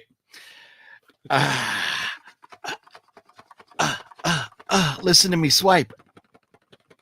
I'm swiping. Slackwolf of Vampiro, what's up? How you doing? We're doing very well. I am a little devastated because I have a daughter on a Navy destroyer somewhere in the middle of the Pacific Ocean. We don't know where, but she talks to us from time to time through the good old internet. And then I have a son on the other side of the country going to school, learning to be a Navy badass. So I have two kids that are away serving this great country of ours. So that is a little heartbreaking, but otherwise we are doing great. So thank you for that. Hopefully you're doing well as well. Swiping seems dirty. Yeah, we need some fluffy. It sounds dirty. I could swipe it all night. Well, while you do that, I'll flick my bean. Okay. So the next movie that I have on my list, you hit a topic that earlier when you mentioned something that was very prevalent in my mind as I made my decisions for what movies I was going to pick. And that was, I didn't want to go with Friday the 13th. I didn't want to go with The Omen, The Exorcist, the Texas Chainsaw Massacres. I didn't want to do those, but in my top 10 favorite horror movies of all time, because of how legendary, how classic, meeting the director multiple occasions, just what this movie means to the horror world. And I know there's predecessors and stuff, whatever, but to me, this had to be in the list. And that is, as you mentioned, John Carpenter's Halloween. Okay. I did. Friday the 13th is up there. I love Friday the 13th part 1 may very well be one of my 10 favorite all-time movies, but I was trying to stay out of just a specific mainstream movies that when you ask a horror movie fan, what do you like? I like Scream. Okay, all right, I know, whatever, we don't need to have this conversation because you don't know what you're talking about. But anyways, neither do I. Who am I? But anyways, Halloween, it swipes off to the side. It swipes very nicely. Nice. So and you might want to look at who produced that. Yeah, I don't care. We're not name droppers. We don't name drop here, but I do own every single, and as embarrassing as there's a couple to admit, I do own every single Halloween movie on 4K. I have them all in these phenomenal little things. Aside from the last 3, they're in their separate little deal. But I have every Halloween movie in 4K, and so nice. This one right here, it just had to. That was one that I could not pass over. Okay. No, I do not blame you at all, because it is a great movie. So even though they do have palm trees in it, but that's okay. I know, right? They're supposed to be fucking. I didn't see any palm trees when I was in Illinois. And oh, you know what? It's funny. We were driving through Chicago, Illinois, and there was a park which had like a big field, and there was a road right next to it. The road name was Haddon. I was like, but I was hoping that the field would have been called Haddon Field, but it wasn't. Yeah, like one street is Haddon and then the other street is Field. Yeah, but it was just Haddon. Well, it's funny. I just switched these two because of something that you just said. Okay. Scream. But if you pull out Scream right now, I'm going to die. But Scream fucking 4. Come on, man. So as much as I like Scream, I like Scream 2 better. But if somebody said, let's watch a Scream movie, I would watch Scream 4. I think Scream 4 is the best. Okay. And it does have Emma Roberts, so that's a plus for me. There you go. Yeah. And of course, I do have a crush also, on Nev Campbell there. So I've had a crush on her for a long time too. But yeah, I love Scream 4. I think it's the best in the series. I think they finally knew exactly what they were doing. And this was that. I mean, I love Scream. Scream 2 is better. It's funny, is I used to live in Pasadena, and I used to work at, this tells you how long ago it was, Tower Records. And I would walk home from work. I didn't have a car at the time. And I was walking on the street that's right before the main one that the parade is always on. And I saw all this construction equipment. And it's like, they're not supposed to be doing good. Why are they doing construction here? Yeah. And it ended up that I walked through the set before they started filming for Scream, not for this one, but for Scream 2. And that's the scene where they're on the road and the car smashes and they got to go over the killer's body. So I was on the set for Scream 2 and didn't even know it. But yeah, I absolutely love Scream 4. I think it's the perfect Scream movie. So Scream 4 is my third favorite in the franchise. And I think we did this a while back. I'm not sure if you were on the show when we did that, but we talked about we ranked Scream. I go 1, then 2, then 4, then 6. 6 may have even superseded 4, but 6. I'll just go 1, 2, 4, 6, 3, 5. That's my ranking. Can you think of a ranking off the top of your head? Yeah, so it'd be 4, 2, 1, 3, and then the other 2 films. I'm not a big fan of the last 2 movies. I hate all the stuff with Billy. That friggin' CGI of his face was awful. I did not like any of that stuff. I thought I just did not enjoy it. And it's funny as it's done for the people who did, Ready or Not. So, which is why Scream 6 I loved. Scream 6 saved the franchise, because after 5 I was like, fuck this franchise. I guess I'm done. But Scream 6 was so good. So good. Let's see here. I saw a comment that I wanted to address, and I'm missing. I know I'm missing some of your comments, guys. Mario says, "Don't hate me. I don't like Halloween. I think it's boring." So that's funny. And Fluffy will tell you. Fluffy will out me that after we went a long time ago, we went to visit the the Halloween filming locations and stuff, and then I went home and I watched Halloween, and I was like, eh. But Halloween to me, when you really look at what it is, how it's done, how the killer is, who he is, the motive, everything there, when you really dissect the movie, it's so fucking perfect. Having the killer have a reason, the setting, the ambiance, everything about it is just perfect. So I can understand why some folks might go, Halloween's kind of boring. and that's why I think Rob Zombie is like, I'm going to make Halloween exciting. And I liked what Rob Zombie did with the kid. We got more of young Michael Myers. I like that aspect, but clearly Carpenter's is way better, I think. And it has a great history. I mean, that the audio commentary by John Carpenter is amazing because he points out every single flaw.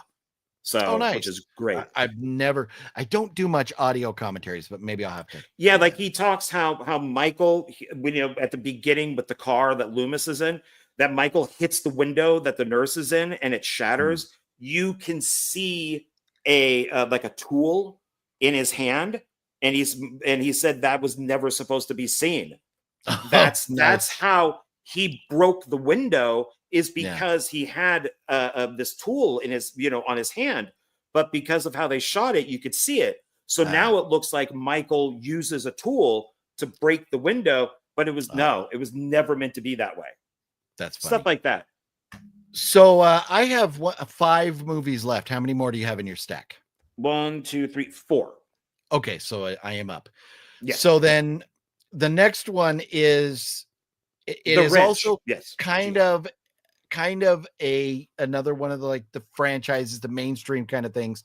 But I just love, especially moments that are just so intense and so well done. And I'm kind of surprised that I like this. I picked this better than, and again, these are just movies we own, because bet your ass X, as in Pearl, the Ty West trilogy, X would be in this fucking list if I owned it, but I'm waiting for a trilogy box set to come out. I don't own any of those. But I just love how intense this franchise can be at times. I've spoke about it quite a bit lately. And that is, I'm going with, I have the trilogy here, but I would say the first Conjuring. The second Conjuring is so damn close. I could flip-flop, but I have a tendency to really love the first movie and franchises. Halloween, Friday the 13th, the first one, the first Conjuring, even though part two has some moments that are more intense than anything in the first one. But I do absolutely love the first Conjuring movie. That is my 5th favorite movie that I own right there. That's love a great Conjuring. film. Yeah, that's a good one. So this one, I don't know if anybody's heard of. This is basically if they put Michael Myers in the snow and had him at a cabin. This is called Blood Runs Cold. And I watch this every winter. And it's basically a group of friends go up to a cabin, and this guy shows up. And when they think he's dead, he's not. He just keeps coming back to life. There is no reason for it. There is no explanation for anything. He just keeps coming back. And I love this film. It's really, really good. So if you haven't seen it, I definitely, recommend it. So nice. And the killer looks pretty cool too. Because that's cool. Yeah, I don't know if I don't know. I'd have to go back and look. I mean, this is fun because there's some of the movies in your list that I know I don't own. I'm gonna have to go back after the video here and make notes. So that's a good one there. I don't know if I've ever seen that or not. Here, talk about my next movie. I thought we bring up a little music. Oh, okay. So that's intentional. You could have pulled the poster up on your phone for X. Yeah, this is just about movies that we own. So it's not about our favorite movies. But my next movie on my list. In the shadows, you wait for the night. Creepers lurking, prepared for the fight. Oh, okay. Growls like a wolf in the dark. A twisted yes. Jeepers Creepers. And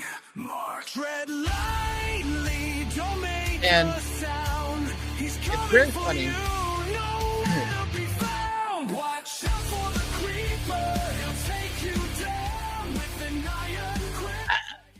For an AI song, that song is fucking amazing, isn't it? So good.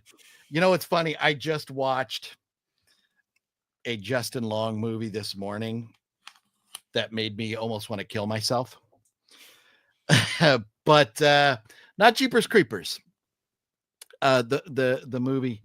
Oh, I'm already forgetting. Oh, House of Darkness I think it's called The House of Darkness. Justin Long and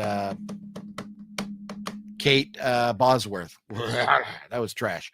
But Jeepers Creepers, the first one, is so fucking good. The only thing I could ever complain about Jeepers Creepers is them making the dumb decision to turn around and go back. Like, you keep driving and you go find a police station, go, hey, coppers, we think we saw some guy drop a body down a well. So you want to go check that out? You don't go do that on your own. So especially when the guy has a crazy truck and wants to run you off the road. But Jeepers Creepers, I recently bought this. I had all the DVDs, but got the double feature here with 1 and 2, which 2 is still a phenomenal movie. They drop off. I like them in order. 4 doesn't exist, but 1, 2, and 3 are phenomenal. How dare you? I interviewed the writer of Part 4. Yeah, I'm Jeepers sorry to hear Creepers Reborn, I think is very misunderstood. It is very underappreciated. I enjoyed interviewing the writer of that. He told me a lot of info. Yeah. I liked Reborn. I don't care what people say. No. I don't care. Yes. No, you're wrong, sir. No. Yes. Well, why isn't it in your list? Well, because it's not one of my favorite movies, but I liked it in the series. But my next one is one that people may go like, what? Oh. So this is from the director of the Marvels, and she is going to be doing 28 years later 2. And I do not blame her for the Marvels, because that was a lot of interference from Disney. And we just discussed Tony Todd. I think this is the best one in this series, and that is the remake of Candyman. Fuck your mother. Get out of here. This is by far the best one, and he is in it. Tony Todd is in it. He makes a cameo. And this is canon to the other movies, especially the first one. Wow. I love what they did with Candyman in this. I think he looks great. And because there's like 3 Candyman or Candymen, I guess, are in this film. I think this movie is absolutely amazing, especially if you watch it back to back with the original. Because like the original, the opening credits, the camera is above and it's looking down at like the streets and all that. In this, with the credits, the camera's looking up from the streets. So they obviously watched the first film and we're kind of playing off stuff. I love this movie. I have the Funko Pop for it. I got everything for this. Nice. But I'm not saying it's a bad movie or whatever, but wow, to be that high on your ranking list is very interesting. It is really good. Yeah. Okay. Maybe I'll have to watch it someday. I still have not even cared to even watch it. Yeah. Well, I was going to say that Jack Hunter didn't like this, and he said, "Well, it's very woke. It's very like anti-police," and I disagree with that entirely. Okay. I don't think this movie is woke at all. I don't think it's anti-police, but it is in a bad area of town. So, I mean, it's the police are going to be a little more rough, but I am very anti-woke. So I wouldn't like this if it was woke. So I disagree with him on that. So, okay. Breck now charging $90 for an autograph for Funkos. Yeah. Well, you know what? He's been doing the circuit and the prices are going up. So it is what it is. But I'm at the point right now, especially because we're over the next couple of years, we're going to be doing a lot of international travel. And so I'm really pumping the brakes on what I buy or autographs I get anymore. So,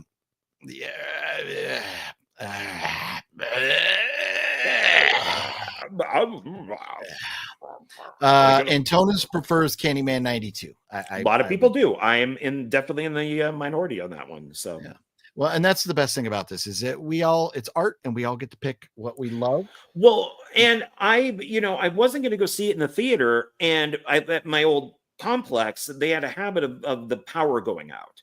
And so I was at home and the power went out, and you get the little text on your phone and it says, we're working on it. Power should be restored in 4 hours or something like that. I'm like, what?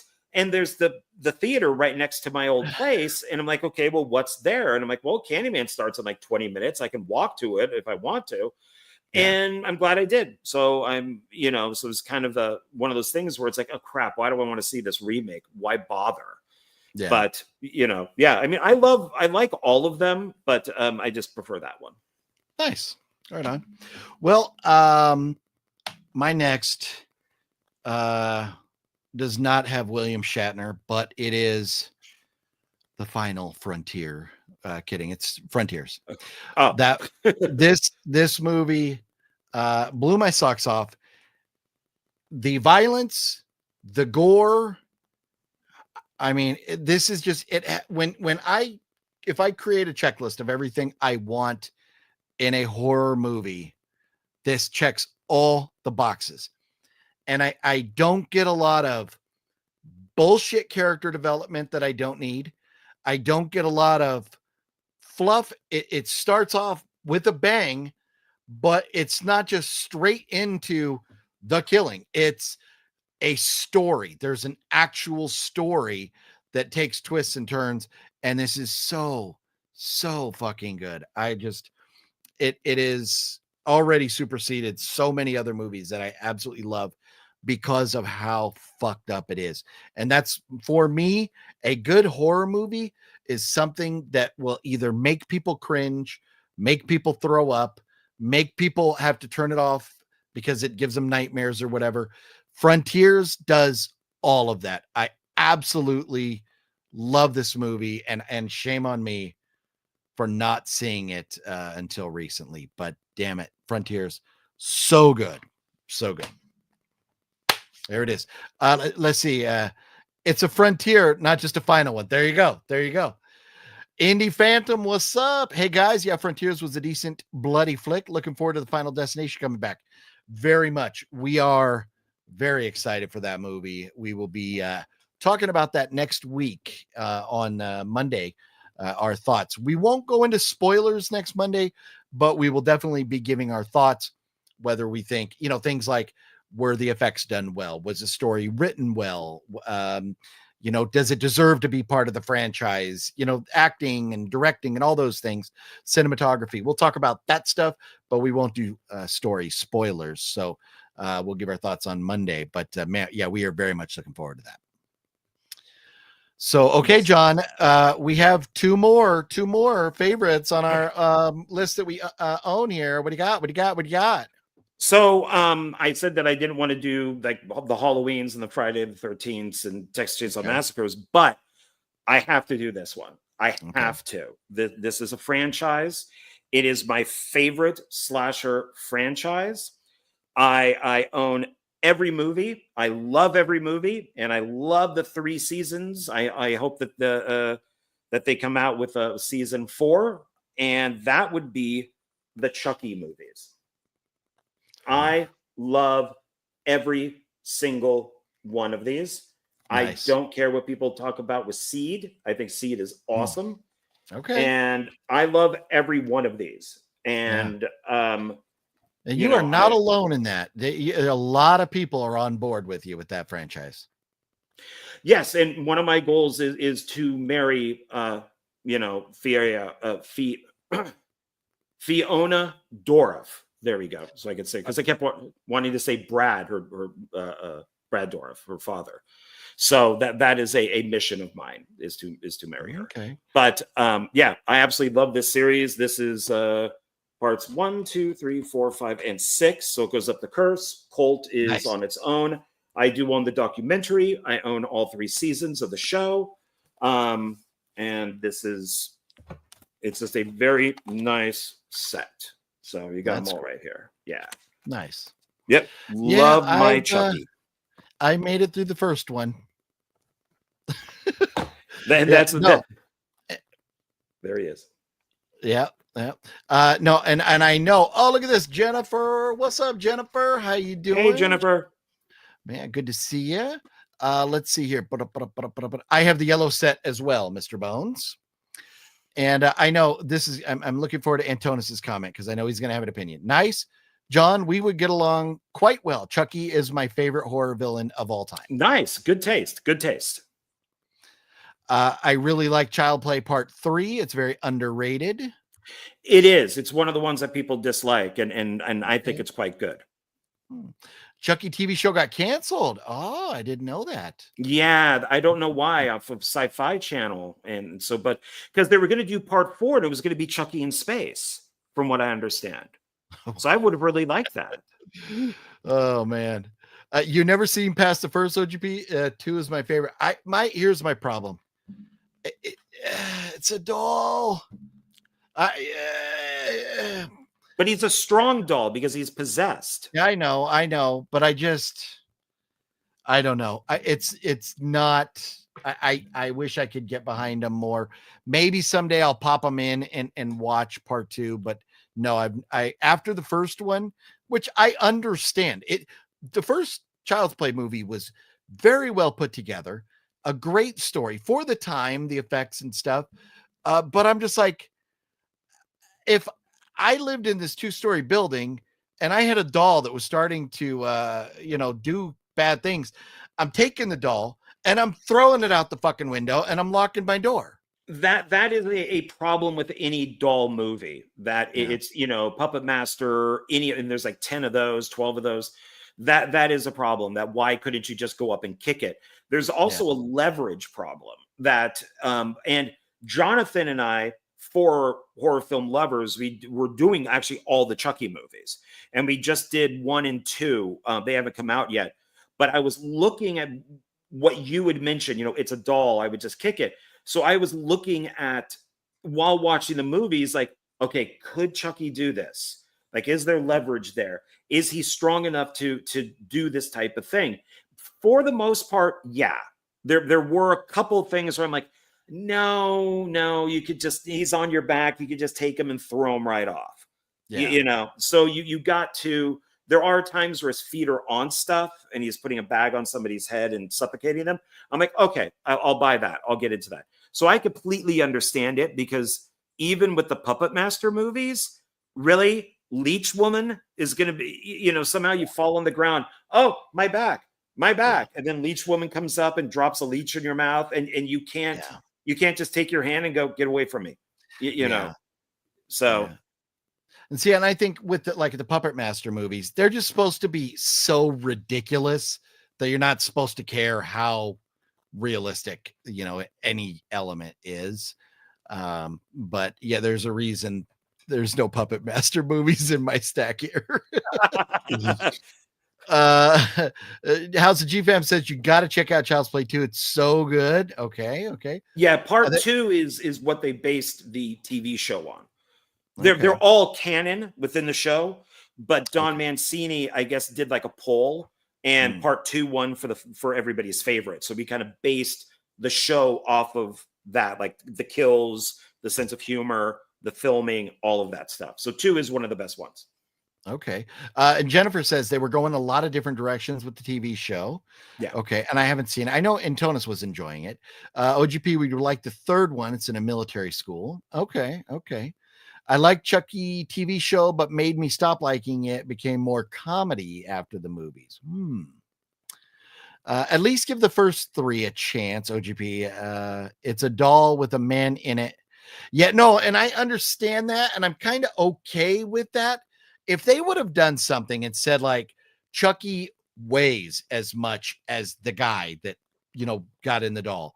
If he had the strength of the guy that was in the doll, I maybe I could have got a little more on board, but like, I don't know. I'm not the, like, I don't know. I tried. I really tried. I wanted to. I was like, I'm going to binge this whole franchise.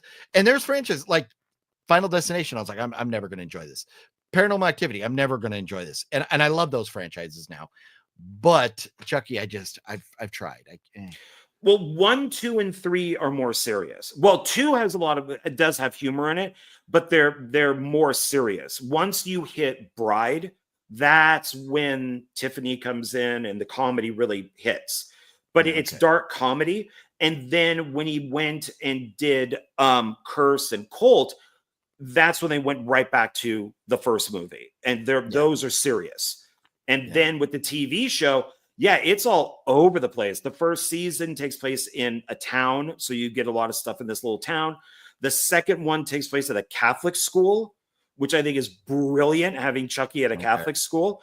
And it's the lead actor from the first Final Destination movie is in all 3 seasons playing different characters, at times twins. And then the third season is the White House. So Chucky, and he realizes in the third season that why is he dying? Why is he aging?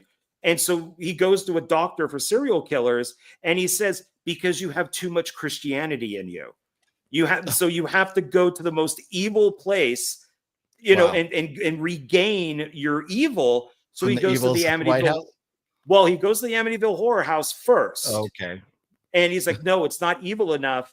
And of course, he ends up at the fence, the metal fence, and the camera's looking at him, and he's just like, now I have found the most evil place on the planet. And of course, the camera turns, and there's the White House. Oh, wow.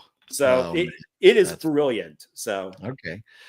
So I'm gonna bounce through a couple more Chucky questions or Chucky comments, and we're gonna move on. I would invite Tiffany to stay.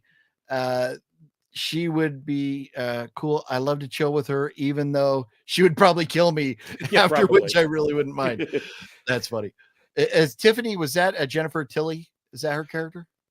Yes. He plays like 3 roles. Yeah. Throughout the whole series. Okay. Annabelle is a doll. You seem to like it very much. So, and I was kind of waiting for someone to bring this up. I would almost rather that Chucky was done like Annabelle, where you just see the doll there and you're not seeing the doll pick people up and throw them. It's a demon that moves the doll around. The doll isn't the one actually doing the killing. It's the demon, that's possessing people and stuff. And the doll is just what it's kind of attached to. So I would almost rather that Chucky was just there and the demon was throwing people around. So, but I was waiting for that, Wicked. I like dark sense of humor, horror in movies. I think a lot of us do, Jennifer. That is dark humor in movies is great. Bride of Chucky is Antonis's favorite. Yeah, it's Child's Play remake was not good. Oh, they did a remake? The remake is frigging awful. Mark Hamill does the voice of Chucky in it. It is awful. It is. I own it because it's part of the series, but it has its moments, but it is pretty bad. Yeah. Do we get doll sex in a Chucky franchise? Is that what Mr. Bones is alluding to here? Yeah, Chucky and Tiffany have a kid. I could see, yeah. Use a rubber Tiff. Look at me, I'm all rubber. There's my Chucky impression. Gotta work out. I'm good. I'm good. Yes, the blind sided me with the curse. I was expecting to be cracking up the whole time, but they went and make more serious tone. I loved it though. A really fun movie. Okay. Right on. Okay. So we're Mr. Bones is dead. There you go. We killed him. Well, we got one film left, don't we? We have 2, but I needed, before we dive into those 2, I did want to update the standings on our poll question for tonight. Will Final Destination Bloodlines be epic? Freaking epic or an epic failure? Freaking epic is at 82%, while it is epic failure is at 18 out of 44 votes. So that means out of 44 votes, I would say around 40 people voted that it will be a good movie. So there you go. I think it's going to be great. I'm very much looking forward to that. OGP, where did you find the Jeepers Creepers song you played? I made it. I like them apples. AI. I made it with AI. I literally an AI site. I went in and typed in a bunch of stuff about Jeepers Creepers, told it to spit me out a song, and that's what we got. So there you go. He made it somehow great. Yeah, AI, and I got more stuff coming. So there we go. Yes. Okay. You have only one left or two? I have one, so you're next because I just did Chucky. Oh yes. Yes. So this, like I said, could change at any time. And after I reveal my first, I'll kind of explain why. But my second favorite movie that I own is also my second favorite movie of all time, and that is The Shining. Oh, okay. I fucking love Jack Nicholson, and this is not like that I love because of, it's like a Criterion, or like Phantom of the Ball is great, and it, with all the goodies and bonus stuff you get there from Arrow, it's a great version. I just happen to know somebody who works at Arrow. Jesus fucking Christ, this guy. Anytime we reference Arrow, but The Shining, I could upgrade to 4K. I could get better this or that or whatever, but I don't care. I just watched The Shining. I love it. I've got an autograph of Shelley Duvall up there with Stanley Kubrick, and they're both smiling in the picture, which by the time anybody who knows anything about that movie, when they were done, so that picture had to have been taken during or before production, because afterwards there's no way in hell Shelley Duvall and Kubrick were ever shining at the same time. But The Shining, I still have never watched the miniseries. I need to, but I love Kubrick. I mean, Full Metal Jacket is one of my favorite war movies of all time. But as far as horror movies go, The Shining is just so fucking good. And what I love about it, especially, with all the different documentaries and everything about people's interpretations of what Kubrick was really trying to convey, it's a lot of fun. And so I love it. I love The Shining. That's my number 2. And I prefer the miniseries. So yeah, whatever. Because it's closer to the book. Shining is a great movie. Kubrick is a great director. I think Jack Nicholson is miscast. Oh, he's one of those guys. I prefer Jack Nicholson is very miscast in that film, and so is Shelley Duvall. But they're both good actors. I prefer the miniseries. It's closer to the book. It also has Melvin Van Peebles in it, and I'm a big Mario Van Peebles fan. So I prefer the TV miniseries over that, even though I will watch The Shining, the Kubrick one, with no problem at all. Yeah. It is a great movie. It's just not the book. So, OGP, have you ever seen The Hunt from 2018? Love that movie. Great movie. John, you've seen it as well? I've seen it. Jonathan and I reviewed it, and he kind of changed my mind on it. It is, I enjoyed it, even though I had issues with it at first. Yeah, the politics of it don't, that's where my thing comes in. Yeah, I just take it face value, and it's fun. I love it, and it has Emma Roberts in it. Yeah, there you go. Yeah. Nicholson is just amazing in that film. Jack's character is over the top. I think it is. I mean, Jack Nicholson's been in some great fucking movies, but I think that's his cream of the crop. It's his coup d'etat, or whatever you say that. No, that's not it. I don't know what I'm looking for, but I think his best work. The original Shining can't be topped. Agreed, Jeff. The People Under the Stairs is one of my favorite horror movies. There you go. Great. That's a good one. That's what we should have done and said, what are some of yours? So we could, had everybody else's input. But John, go ahead with your final flick, good sir. So for a long time, I just called this actor Damien because I had no idea what his name was. And there are certain actors that you get, and I'm blanking on the guy, so I'm going to quickly have to Terminator 2 cast. You have Joe Morton. So Joe Morton was in a John Sayles movie called The Brother from Another Planet. And it is a great film. He plays an alien, and he's a black guy, so he's like in these bad areas. I believe it takes place in New York, so he's kind of more in the ghetto. You get him because he was the brother from another planet. And that's why he's in Terminator 2. That's why he's in Justice League. That's why all of this type of stuff. Maybe not, no, it might be Batman v Superman. But you get Sam Neill because he played Damien to be in films because he was Damien. So like he's in Daybreakers and he's like the lead vampire in that. And that's where I would put Damien, or I would put Omen 3, The Final Conflict, as my last one. This is, he plays Damien perfectly. This film is brutal. And I remember Siskel and Ebert saying that the movie was blasphemous because Jesus does show up at the end and basically, and that's, when Damien dies. And it's a horror movie. Like, they sat there and said that they thought that was blasphemous. How can Jesus killing, the son of the devil be blasphemous? I don't understand that. But he's, when he has in a room that's totally empty and it's just Jesus on the cross and he's got the thorns on and the blood is coming down him and his hands are up there and he's got the nails in him and he is rubbing the head of Christ and the thorns, talking about how he's going to win and Jesus will not. And it is a great scene.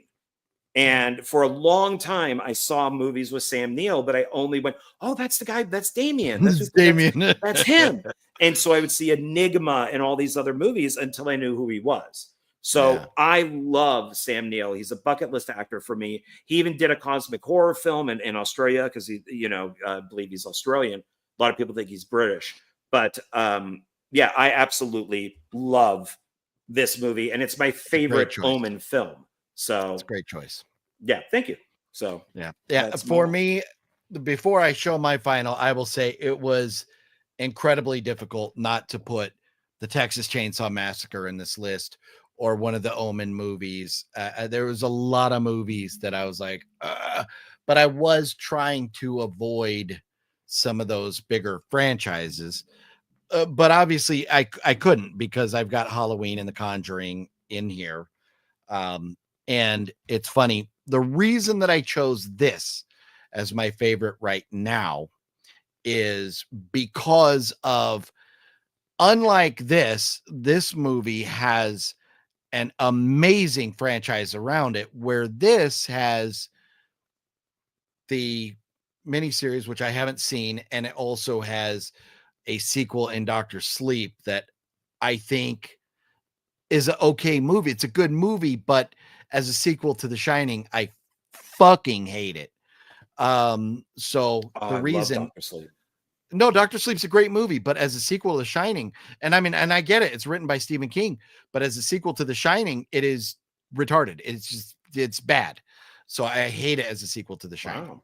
But as a standalone movie, if it was a standalone movie, I loved it. I thought it was great.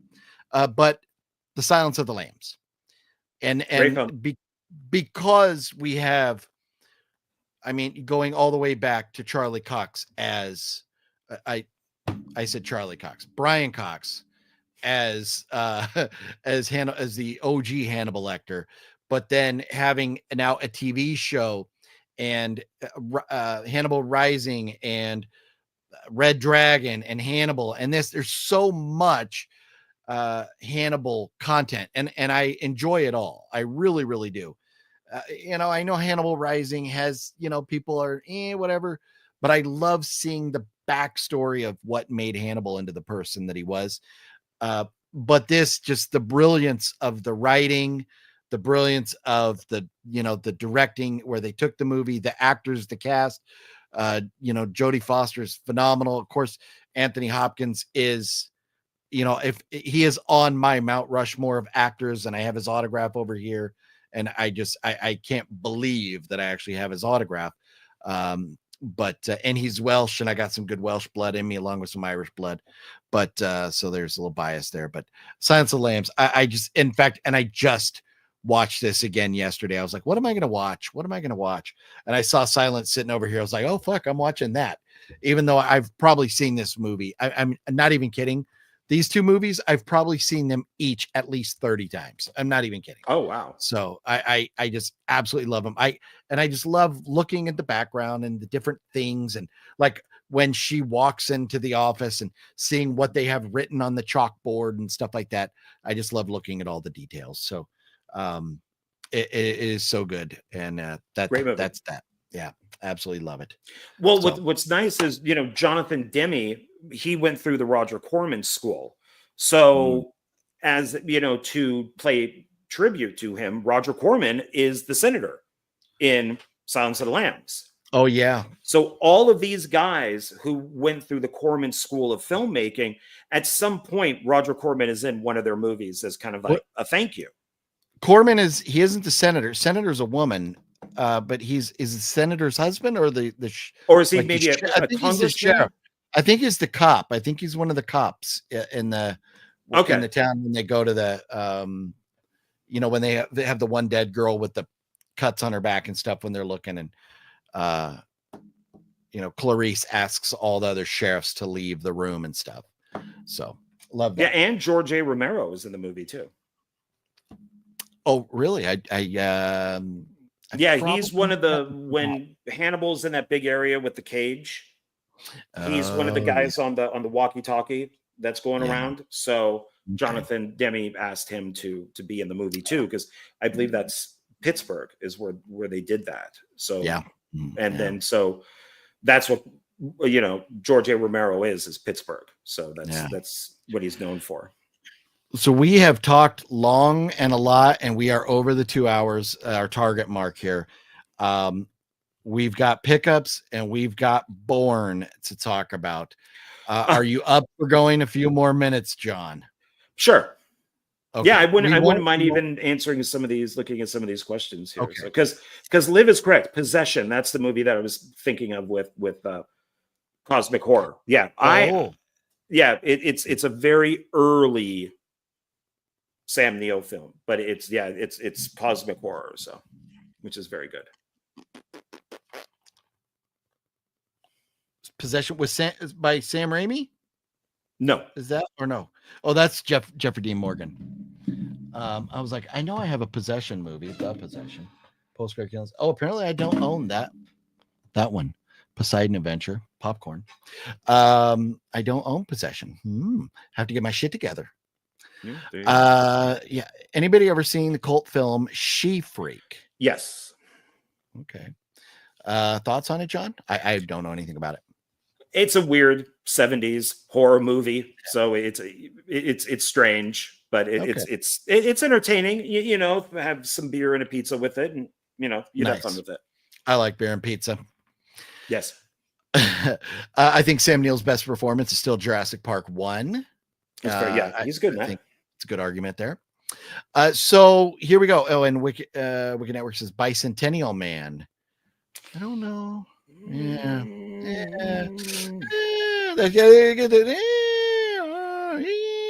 You get the variety of pitch ranges there, the different notes. But so we've been working our way through the Bourne franchise with Mr. Sunday Movies, and this week was the Bourne Ultimatum, which is the third in the franchise. And I did rewatch this, love the Bourne movies, and I did watch the Mr. Sunday Movies 20-minute video talking about this here. You I am assuming did the same. Did you not, John? Yes, I actually watched the Mr. Sunday's movies, the Caravan of Garbage one twice, and I did watch that. Ultimatum is my favorite one so far. I really liked it. Yeah. Okay. It's just nonstop. It's just they don't even give you a chance to breathe. It's just on. Yeah. And I did, according to Mr. Sunday Movies, is that it falls in between. Yeah. Supremacy, except for when he's in New York. That's the new stuff. Yeah. But it's and I never realized that, and I thought that was pretty cool. And in betweenquel or something is what they called it. Yeah. In betweenquel or something. But anyways, I love Ultimatum, but out of the first three, this is my least favorite. But wow. yeah, I like them in order 1, 2, 3. But I absolutely love it. But for me, this is the movie where, like Mr. Sunday Movies, I go more of the same. Where it's more of the same. And what we do is, and they addressed it too. I thought it was very funny. Them going, we're just swapping out old white guys. We're putting in new old white guys that he has to go kill. But there are some elements of this movie that I really love. I did like at first, because they do this twice in the movie, where he's like, with Pam Landy, like, kind of the whole "I know where you are" thing, or and but then they do later on, the guy is saying, well, maybe you should come in and we'll have this conversation in my office. And Bourne goes, if you were in your office right now, we'd be having this conversation face to face. And then they're all like, oh shit, cancel, abort. And they're all like trying to get back, and Bourne gets out of there. I thought that was great, because in Supremacy, you get them doing that with Pamela Landy twice. And then, so them to do it in this was pretty good. I liked that.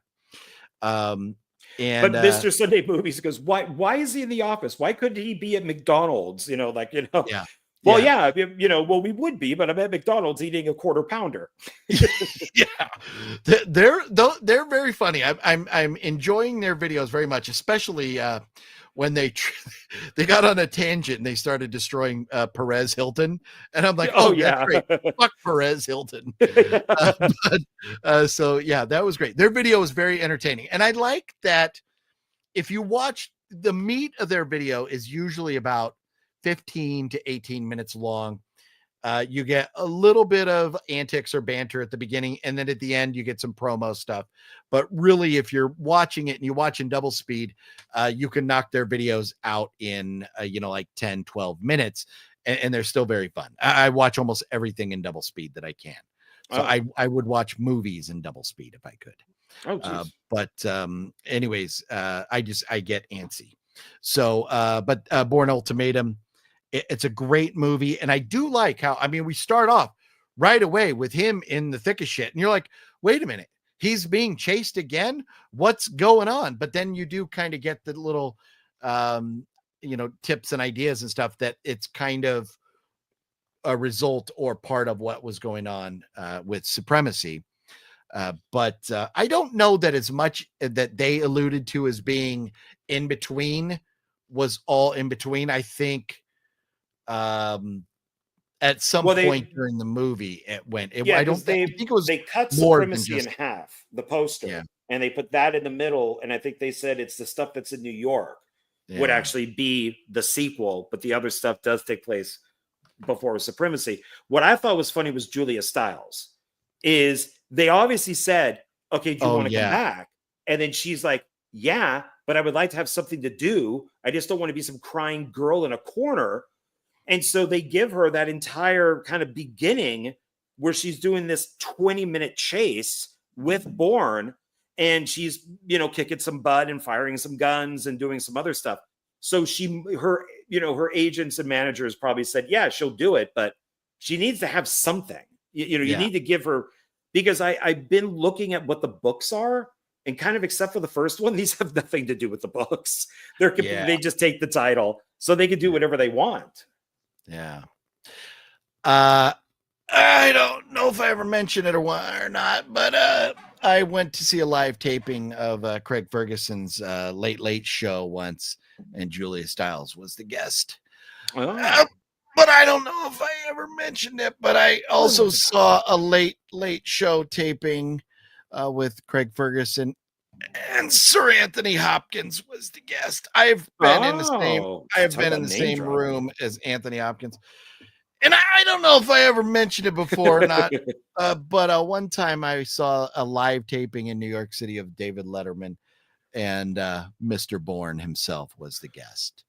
Oh, I okay. used to go to a lot because they're all free, and if you can get tickets and you got an actor you love that's going to be there, go see them. They're a lot of fun. So, but this, yes, so I do. I really like it. I'm not knocking it all, but if I would say, like, to me, the Bourne franchise is my favorite of action movies. And if 1 and 2, I give both of those, and I know people will be like, they'll have their little bitchy things, but I give them both 5 stars. This I would give 4.5 stars. So it's so fucking good, but to me, it's like, okay, we really did just kind of take out one old guy and swap him with the new old guy. And I do love how this was kind of intended to wrap up the trilogy. We see Bourne falling off the building at the end of the movie. Did he get shot? Did he not get shot? But we see him going off the building, jumping in the water. And the bad guys, that were behind Treadstone and Dread, whatever they called the other. Treadstone and something. I can't remember the other one, but Treadstone and Black. Blackbriar. Yeah. Blackbriar. But the guys that were behind that, I do like how they got locked up, and it seemingly brought Jason Bourne's need to run to an end. But what the fuck, Julia Stiles, where she just left on a bus. Bye. See you later. Peace out. We alluded to in this movie that there was a history, maybe sexual or maybe a relationship between Bourne and Julia Stiles, and they never followed through with that. And I did like that Mr. Sunday Movies mentioned that, because that is something that we teased and then we never resolved. So I'm wondering if maybe that was intended. It got cut. I've never watched deleted scenes or any of the footage, but there are deleted scenes on this disc. Be Bourne, Spy Training, Man on the Move, Jason Bourne, Rooftop Pursuit. So there's a lot of special features. Maybe I'll watch them. Maybe they did intend to kind of resolve that. Even as he was dropping her off at the bus, they should have shared a little moment just to, dot the I on that storyline, So I wish they would have done something more with that. But does she not come back? I think she comes back for part 5, right? Yes, she does. So maybe we'll get something there. Yeah, well, and so the Mr. Sunday Movies guys say in the franchise they never address it again, but I just wonder if they mean the trilogy, because I think there was something more with them in part 5. I do like the one guy, Mason, who does his theory that this is time travel. That when Bourne does fall into the water and we see him just kind of, is he dead? And then he swims, that he's swimming, and then the fishing boat for the first movie picks him up. And then it's just this loop that keeps going around. Yeah. And it's just like, that would be interesting if they, all of a sudden, maybe did a little mid-credits type of thing where all of a sudden we see the guys pulling him up into the fish boat. I think would be kind of fun. Yeah. Yeah. All of a sudden, like halfway through the credits start rolling in reverse. and then instead of going back into, him, maybe you see him falling in the water again, and then, getting picked up into the boat. That's funny. Now I do have to admit, I jumped the gun. Okay. And I did watch The Bourne Legacy. Oh, okay. Yeah, I'll tell you, our next one. Maybe I won't say what score I give The Bourne Legacy, but I fucking love The Bourne Legacy. I am a big Jeremy Renner fan. It's an interesting direction to take it. So we'll I guess we could talk more about it later, but it's interesting of what they do. So I'm very curious of what, Mr. Sunday Movies actually says about it. Because they kept saying, we want something different. Maybe Legacy will be different. I would say it's different. So yeah. Oh yeah. And no, and I love the fact that it's different. And hey, Jeremy Renner didn't get to take over Mission Impossible, so fuck it. Go get Bourne. But it was the first trilogy, those three movies, I say they hold their weight against any action trilogy out there. So really enjoyed that. Anything else on Bourne stuff for this week? Oh, look, Daniel mentions, yes, Walton Goggins was in the second Bourne. He's like working in the office there. Yes, love him. Ghostface, what up, Ghostface? How you doing? Hey. Hopefully the accountant gets a 3 and 4 so besties can have a series like that. I'm hearing, I don't know money wise, but there is interest on, I think, parts of people involved with it to do a third one. But the director said that it is a trilogy and he wants to do part 3, but part 2 bombed. It didn't even make back half its budget. Yeah. Unfortunately, because it's a great movie. I'm going to take a look right now. Let's see. Oh, yeah. As of May 11th, The Accountant 2 has grossed $76 million worldwide, including $46 million in the US and $25 million internationally. This is significantly less than the $155 million gross of the first film. But what was the budget? I didn't see the budget. Usually they mention the budget right there. Do you remember what the budget was? A budget of 80 million. So it's almost, but I mean, to break even, you got to pay. It's got to double. It's got to really double it. So maybe streaming and all that down the road, it will take off. But to me, those two movies, 10, 15 years from now, people are going to go, if we don't get a third, people are going to go like, fuck, we need a third movie there. You know, we really need to see what happens to that little meow, meow, meow at the end there. Where does that kitty cat wind up? You know, does the kitty cat go with the kid or does he go off with the Punisher? Where does he go? So, but I hope so too. But yeah, we're not holding our breath. So there's that. Now, pickups. Now, I do recall you mentioned you have a shit ton of pickups, do you not?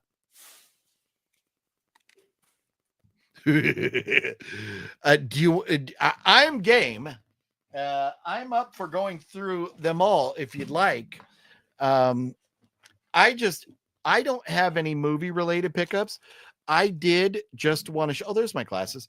I did just want to show a couple t-shirts that I got while I was in Chicago. One, my son bought me this, so that was really awesome. A Navy shirt as he graduated Navy boot camp. And on the back, this is the flag from his division. So this is their flag that they carried around. So that's his boot camp division right there. So very nice. I will treasure this. Are you going to wear it or are you just going to keep it? I've already worn it. I will be wearing it. Yes, to rep. And then I have a Harley Davidson bag here. Because I visited the Harley Davidson Museum there in Milwaukee, which is what is it, Algonquin for the good land, if I do remember what Alice Cooper said. But while I was there at the exchange, the Navy exchange, they did have this really cool Marine Corps shirt. Being the Marine veteran that I am, I had to pick this up, being the 250th anniversary of the birth of, the Navy, Marines, and Army are all 250 years old this year. So I thought this was really cool. So I grabbed that. And then I have one other pickup, which would be the reason for the Harley bag. And I had to get something from the I love the big circle logo there. I haven't even taken off the stickers or anything yet on this, but the Harley Davidson Museum there. So in Milwaukee, you do remember that, or you do get that reference, do you not, John? Alice Cooper, Michael Myers, not Halloween Michael Myers. Oh, from Wayne and Wayne's Garth. World? Wayne's World, party on. Remember when they're there with Alice Cooper and they're talking about Milwaukee and he's like, Milwaukee. No, I just remember them doing the "not worthy," not worthy, Oh yeah, we're not yeah. worthy, and he's I like, haven't seen the movie in forever, but there are a few references that that you always remember. But so that's all I got to show in pickups. What do you got over there, man? You have not told me. You said you weren't going to tell me, so it would all be a surprise. So I am as excited as everybody else watching. I was just going to go to Smith's just to pick up some food, and then I thought, let me stop by Goodwill for some reason, and I just went, and the wall, I walked in and I almost collapsed to the floor. It started on a corner and it went like all the way down the wall, and I'm like, oh my God. And they had Blu-rays, DVDs, VHS. Nice. I mean, it was amazing. And then I realized, and I'm going to use this because I bought my my Mission Impossible ticket. Senior discount. I'm 57. 55 is senior. I'm like, so my Mission Impossible ticket is senior. I got all these movies at the senior discount. So I saved like $10. I'm using my senior discount for everything now. I don't know why I wasn't doing this earlier. So that's hilarious. For some reason, I just thought, let me go buy it. And I am glad I did, because there were movies I had to put back. I had movies stacked like on the floor, and it's just like, I can't do all these. So I put a bunch back. So nice. I'm not going to linger on a lot of these because I know that we're running, overtime. But so I only picked up one Blu-ray, and that is Gattaca. Oh, okay. So, this is really good. This is actually shot in the Bay Area, Marin County. The Civic Center is in this, which is where they also shot THX 1138, George Lucas's movie. So there's a lot of Bay Area stuff in this, and it's a good movie. It's good kind of dystopian type of film. Yeah. So, nice. And then where can I put this? Okay, so then this. Oh my God, this is only $2.99. It's got some stuff on it, it's like, it's not but it's Battlestar Galactica, the complete series. No, this is the original series. Oh yeah, man, and that is a fucking pickup right there. Yeah, and that's $2.99, man, for the entire series. I'm jealous of that. The reboot, man, I was so disappointed with the reboot, but that is one of my all-time favorite like childhood shows. Yeah, I mean, it's got everything. It's even got like a booklet. So I don't know who dropped off these movies. What I have found with working at a storage facility is people die, and the relatives just give everything to Goodwill, and I have a feeling that's what happened with a lot of these. So yes, I have a lot of movies. Like being a movie nerd, I have a lot of movies that, including this, that when my parents passed away came to me. Yeah, that's a great box set. So actually that's where my Omen 3 is from that box set. Yeah. So that was awesome. And then I'm always, always looking for Nicolas Cage. So I got Snake Eyes, which is also Brian De Palma. Nice. Unfortunately, there were no friggin' special features on this, and there is a cut ending. There's like a whole 15-minute ending, and you can only see it on YouTube. I don't know why. But Snake Eyes is pretty awesome. House of G-Fam says Gattaca is great. Yes. And Ghostface says we need another Blade movie. I don't think that's ever going to happen. Yeah. Marvel's got their head up their ass too much. Love Blade. I just binged the whole trilogy, but I don't know. So now that I'm 2 months into being 50, I have good things to look forward to hitting 55. Yeah. And I'm just a few months ahead of you there, Greg. And it's funny, speaking of discounts, I always forget to ask for like military or VA discount. And we went somewhere with my son, and right off the bat, first place we went with him, he's like, do you have a military discount? I was like, ooh, good thinking. Yeah, take advantage of it. So yeah, you know what? You qualify for it, take it. Do it. Wet Movie One is junior to you by about 15 years, but he's all grayed out.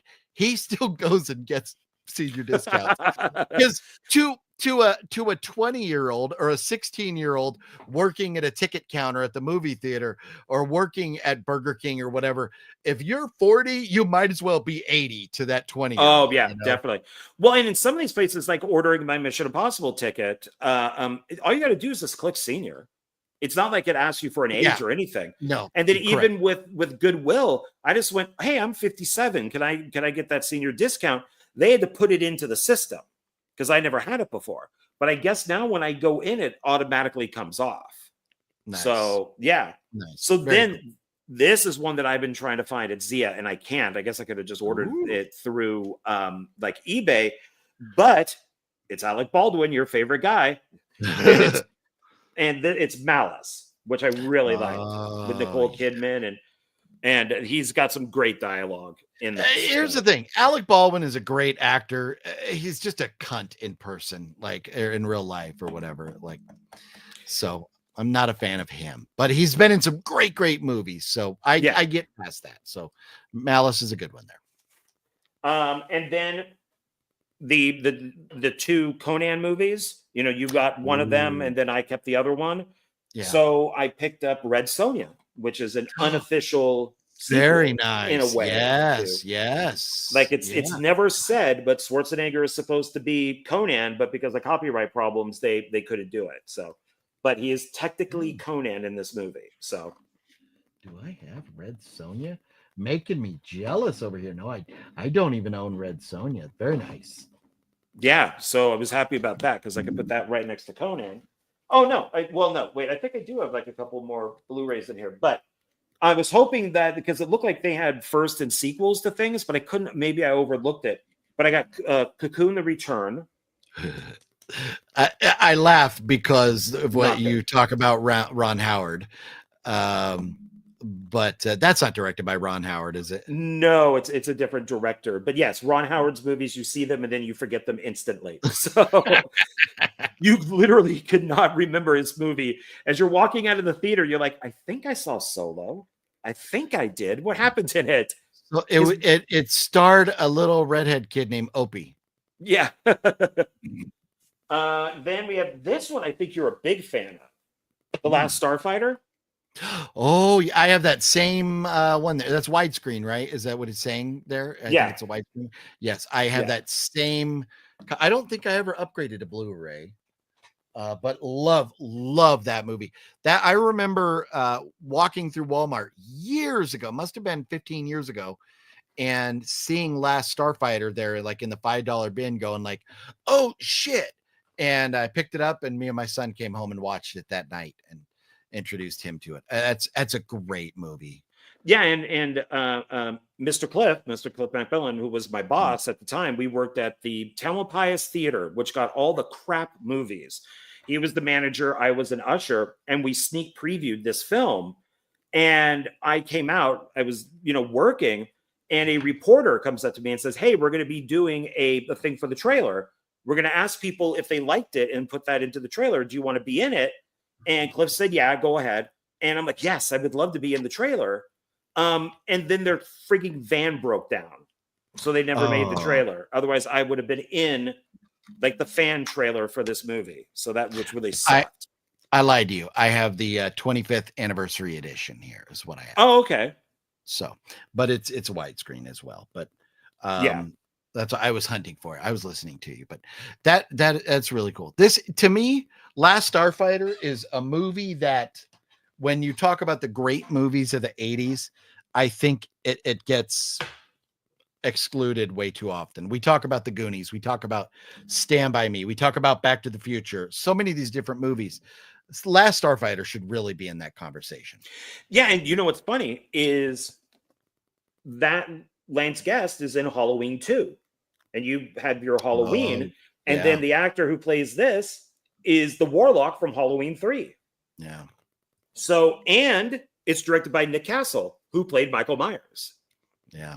So this thing has Halloween all over it. Yeah. So, and then picked up, being a big Nicolas Cage fan, I picked up City of Angels.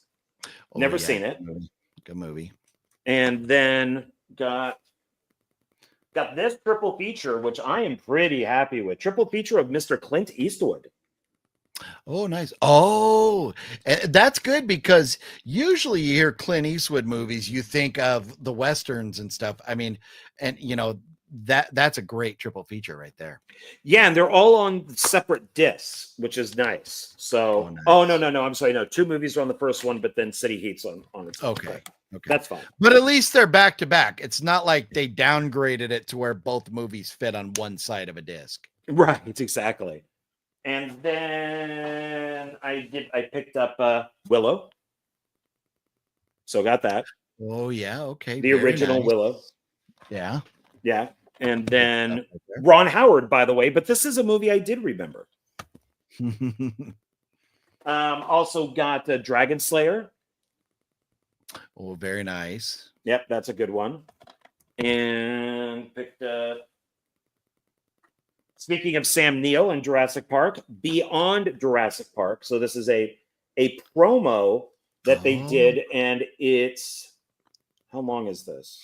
I don't think it says, but it's got the making of Jurassic Park 2, and Jurassic Park 3 on it. Nice. And I love finding these. I have one for like The Omen, The Ring, where they're just like, I don't know exactly where you would buy these. I think maybe somebody at a video store might get it, but I really like this type of stuff, so I picked that up. And then this I've heard is awful, but it's a double disc, so I thought, I'm going to pick it up. And it's Stealth. So it's got, you could look at Jessica Biel for 2 hours, but then it's also got, Josh Lucas and Jamie Foxx, which is funny is, Josh Lucas is here. Jamie Foxx is way over there. You would think the guy who won an Academy Award would be over here, but yeah. But I've heard it's awful, and its director is now canceled. So I guess some stuff was, There you go. He did some bad stuff. And then we're almost at the end here. This is on my Mr. Sunday Movies list because I'm collecting their movies and that they review. So Wizard of Oz. So got the original of that. Oh, nice. Yeah. Okay, great. Yeah. Now I got to get the Return to Oz. Very cool. Bummed me out. This is my last everybody one. with the comments. We'll get to your comments, Antonis and everybody. Once John is done with his pickups here. Got one left. Trying to go through quickly. Okay. I got this, and I was excited about this. So this is Euro Trip, Road Trip, and then Road Trip Beer Pong. It's the Road Trip Trilogy, unrated, the Triple D collection. And I was like, oh my God. I got 3 movies in here. And I just looked inside, and I felt here. All right, okay, good. When I got home, there's only... Oh, you didn't actually pull them out and check? Uh-oh. Beer Pong is gone. There's only 2 movies in here. Oh, no. Well... So I'm bummed about that. That sucks. Yeah. And I think it's Road Trip that has Matt Damon in it. He does a cameo. Right. Yeah, Matt Damon. But it's got what's his name? What's that comedian guy? It's a Green. Tom Green is in it. Tom Green, yeah. But he sings and Fred Ward, who I used to say was my dad all the time because I was such a huge fan of him. Oh yeah. But yeah, Matt Damon, because it's Amy Smart. Matt Damon sings "Scotty Doesn't Know," and it's it's right at the beginning of the movie because he's screwing his girlfriend and he doesn't know, and the guy's name is Scotty. So he does this great song called "Scotty Doesn't Know," and the whole song is about him screwing the guy's girlfriend. Oh, that's funny. Yeah, it's been so long, and I've never seen any of these sequels. I've only seen the original Road Trip. Yeah, Euro Trip is actually quite funny. So I don't know about the other one, and I guess I never will. Yeah, too bad. So well, maybe you find Beer Pong by itself one day, and then just take it home, take the disc out, and put it in with there. Yeah. Antona says you mentioned, but very nice pickup, sir. Thank you. You've made me jealous with a couple of those. You mentioned commentaries earlier, and I wanted to ask, what do movie commentaries usually discuss when you add it in your movies as an option? Well, I think it matters on what behind the scenes footage you have. I think it matters. Like we recorded a audio commentary for Clown Motel Massacre. Unfortunately, the movie has been edited so much that it's a completely different movie from when we shot that. So I don't know that we'll ever be able to use that. Maybe if that particular version ever gets released, we can release that stuff. But I think it's just usually kind of whatever comes to mind or whatever funny, memorable stuff happened on set or things that just took place to get the movie made. Ghostface, did you ever make a video of your time in the Marines? So here's the catch. When I was in the Marines, cell phones were very, very new, and cell phones did not have cameras on them back then. Video cameras were kind of expensive, and I didn't carry them around. I don't have any video. I have very even few pictures of me in the Marine Corps. I do have, like me in my uniform and, my like picture from boot camp. I have my yearbook that I got from boot camp and stuff, but I have very little in the way of pictures. And I don't think any video, but I've talked in the past on live streams. I've never said like, oh, this is a live stream about my time in the Marine Corps, but I've talked about it in different live streams. It's nothing that I shy away from talking about unless we're at 2 hours, 40 minutes and 16 seconds like we are right now. So I just don't want to dive too far into that. But bring it up again in another video. I'll be more than happy to tell you some stories or whatever things I could think about at the time. Stealth is a great film, underrated. Well, there you go, John. Okay. Maybe you'll enjoy it. Yeah. Well, let me say something about audio commentaries. It's okay.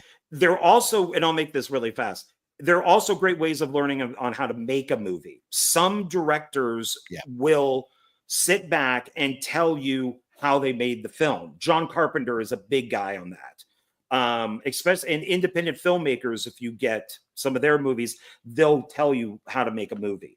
So James Cameron is really good at that stuff too. So I think that they're great to watch the film and learn how they make movies. Some guys just sit there and just do nothing. But I think it's Hannibal is one of my favorite ones because Ridley Scott is just there eating. You can hear him like eating. He's like, oh yeah, there's like a bowl of grapes. And he has a cigar, and you can that would annoy the living shit out of me. I couldn't do that. But it's funny. Made is one of the best ones with Jon Favreau and Vince Vaughn.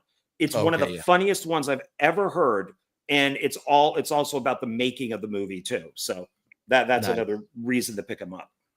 Nice.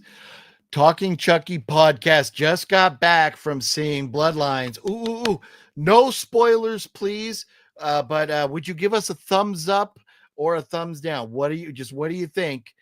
But don't spoil it for anybody. But I really hope you enjoyed it.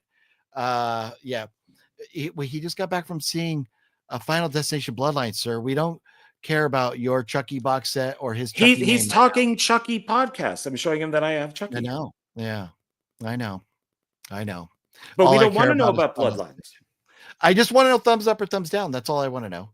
But that's awesome. Oh, here you go. The movie was so damn good. That's what I want to hear. Fun, funny, entertaining, and gory. Fuck yeah. Okay. Fuck yeah. Nice. Okay. Nice. Talking Chucky. Look, Miranda, what up? Hey, Miranda's Miranda. In the house. There you go. Great pickups, John. Thank you. She appreciates your pickups. Yes. I thought they were good pickups. European trip is Matt. Oh, that's the Matt Damon. So he's on Euro trip, not okay. Thank you. Balls of Fury is a funny movie. I don't know Balls of Fury. Don't know. Yeah, that one wasn't bad. Yeah, I enjoyed it. On my way to work. Hope to see you guys soon. Miranda. Man, that last trip out there was. I had hoped to maybe like try and see other people or whatever. But John got me so damn drunk the first night, like through the whole weekend.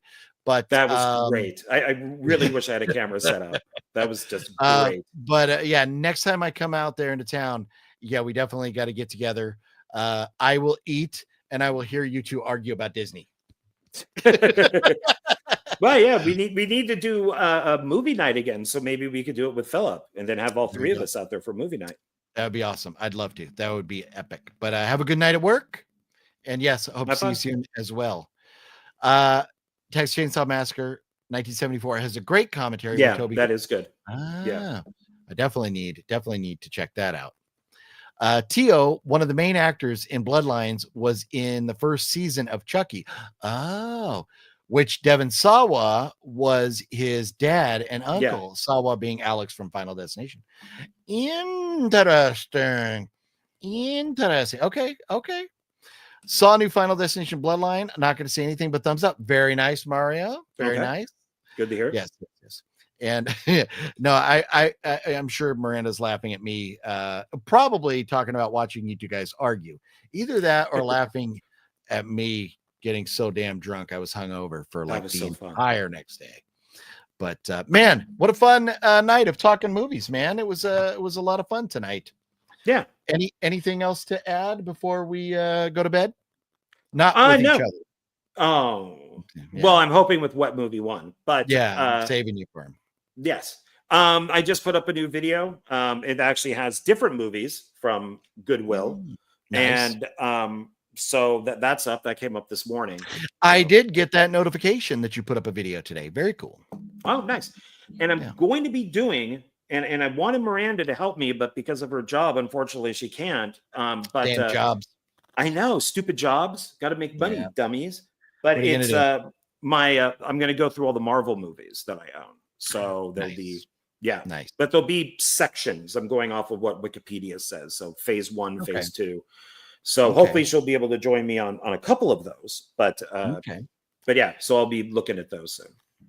I'm going to end the poll right now. 51 votes. We're still at 82% saying Bloodlines is going to be epic. So there you go. So 51. So that means out of the 51 votes, that means like 46 people, I believe, voted that it is going to be great. So 51 votes. That's awesome. Hopefully we have 51 thumbs up. Let's see. No. Everybody, if you would, before we go, hit the thumbs up button. If you would, we're at 34, which I love. That's awesome. And everybody who's hit that thumbs up button, thank you very much for that. It's just a simple thing. It really helps out the channel for us. Ghostface says, how was your trip to Chirac instead of Chicago? Chirac. It be wild over here sometimes. So yes, so Chicago was in the city. What I've noticed, this is interesting. Chicago and New York, two gigantic cities like Los Angeles, all have big cities, always have problems. Chicago has some fucked up traffic, just like LA and New York. But in New York, if you're walking, people are going, and for the most part, they may bump into you and just keep going or whatever. But there's some road rage in Chicago, man. There's some angry people driving around and stuff. So there's that. And man, that ghetto just keeps getting bigger and bigger and bigger. It's very sad. But there are so many beautiful areas of Chicago, so much great food. And I had such a great time. I really, really did. In Chicago, we went to the Money Museum right there by the Willis Tower, formerly the Sears Tower. And we went to Giordano's right across the street from there and had some pizza pie. And we went to the Field Museum. And that was all we did in Chicago. The rest of our trip was north of Chicago, in the suburbs, kind of up north, and up into Milwaukee. But man, had a great trip. And it was cool getting to see my son for the first time in 10 weeks. But man, only seeing him for 3 days was tough, as he's now somewhere, I'm not really supposed to say on the internet, but he's somewhere back east learning how to be a badass. And that's very cool. Did you guys see The Prodigy? I don't know. You seen anything called Prodigy, John? I know. I think a movie from like the 90s. I know it was called The Prodigy, but I haven't seen it. No. I have The Prophecy complete collection, but Prodigy, no. So I haven't seen that. Well, anyways, let's get on out of here, John. You don't forget to go see. I know you want to go spend hard-earned money to go watch The Weeknd be kidnapped by Jenna Ortega. So don't forget to do that. Yeah. And I'll be there. I'm not making any promises that I will see that for next week, but I will have seen Bloodlines, and I will have seen Clown in a Cornfield to talk about next week. I want to check out the Winnetka area in North Chicago for the Home Alone house. So I've been to the Home Alone house last year, and I mapped out the Married with Children house and the school from Breakfast Club, but we didn't have time to get there. We didn't have time. But yeah, there's a lot of cool stuff to see near Chicago. Go see Bloodlines. IMAX is really good with it. Nice. Yes, Wicked Network says it best. Good night, everyone. Good night. John, it's been a pleasure. Thank you for hanging out again. I appreciate it. Of course. Well, thank you. Thank you. Thank everybody. The Horror Movie Mondays now. This is awesome. I love our format here now. It's a lot. Yeah, it's fun. I enjoy being here. Cool. Good to know. Well, I'm queuing up our bye-bye video, and so we can go bye-bye. But everybody have yourself a good week. Go enjoy some horror movies, and join us next Monday, same bat time, same bat channel, to do it all again. See you guys. Bye.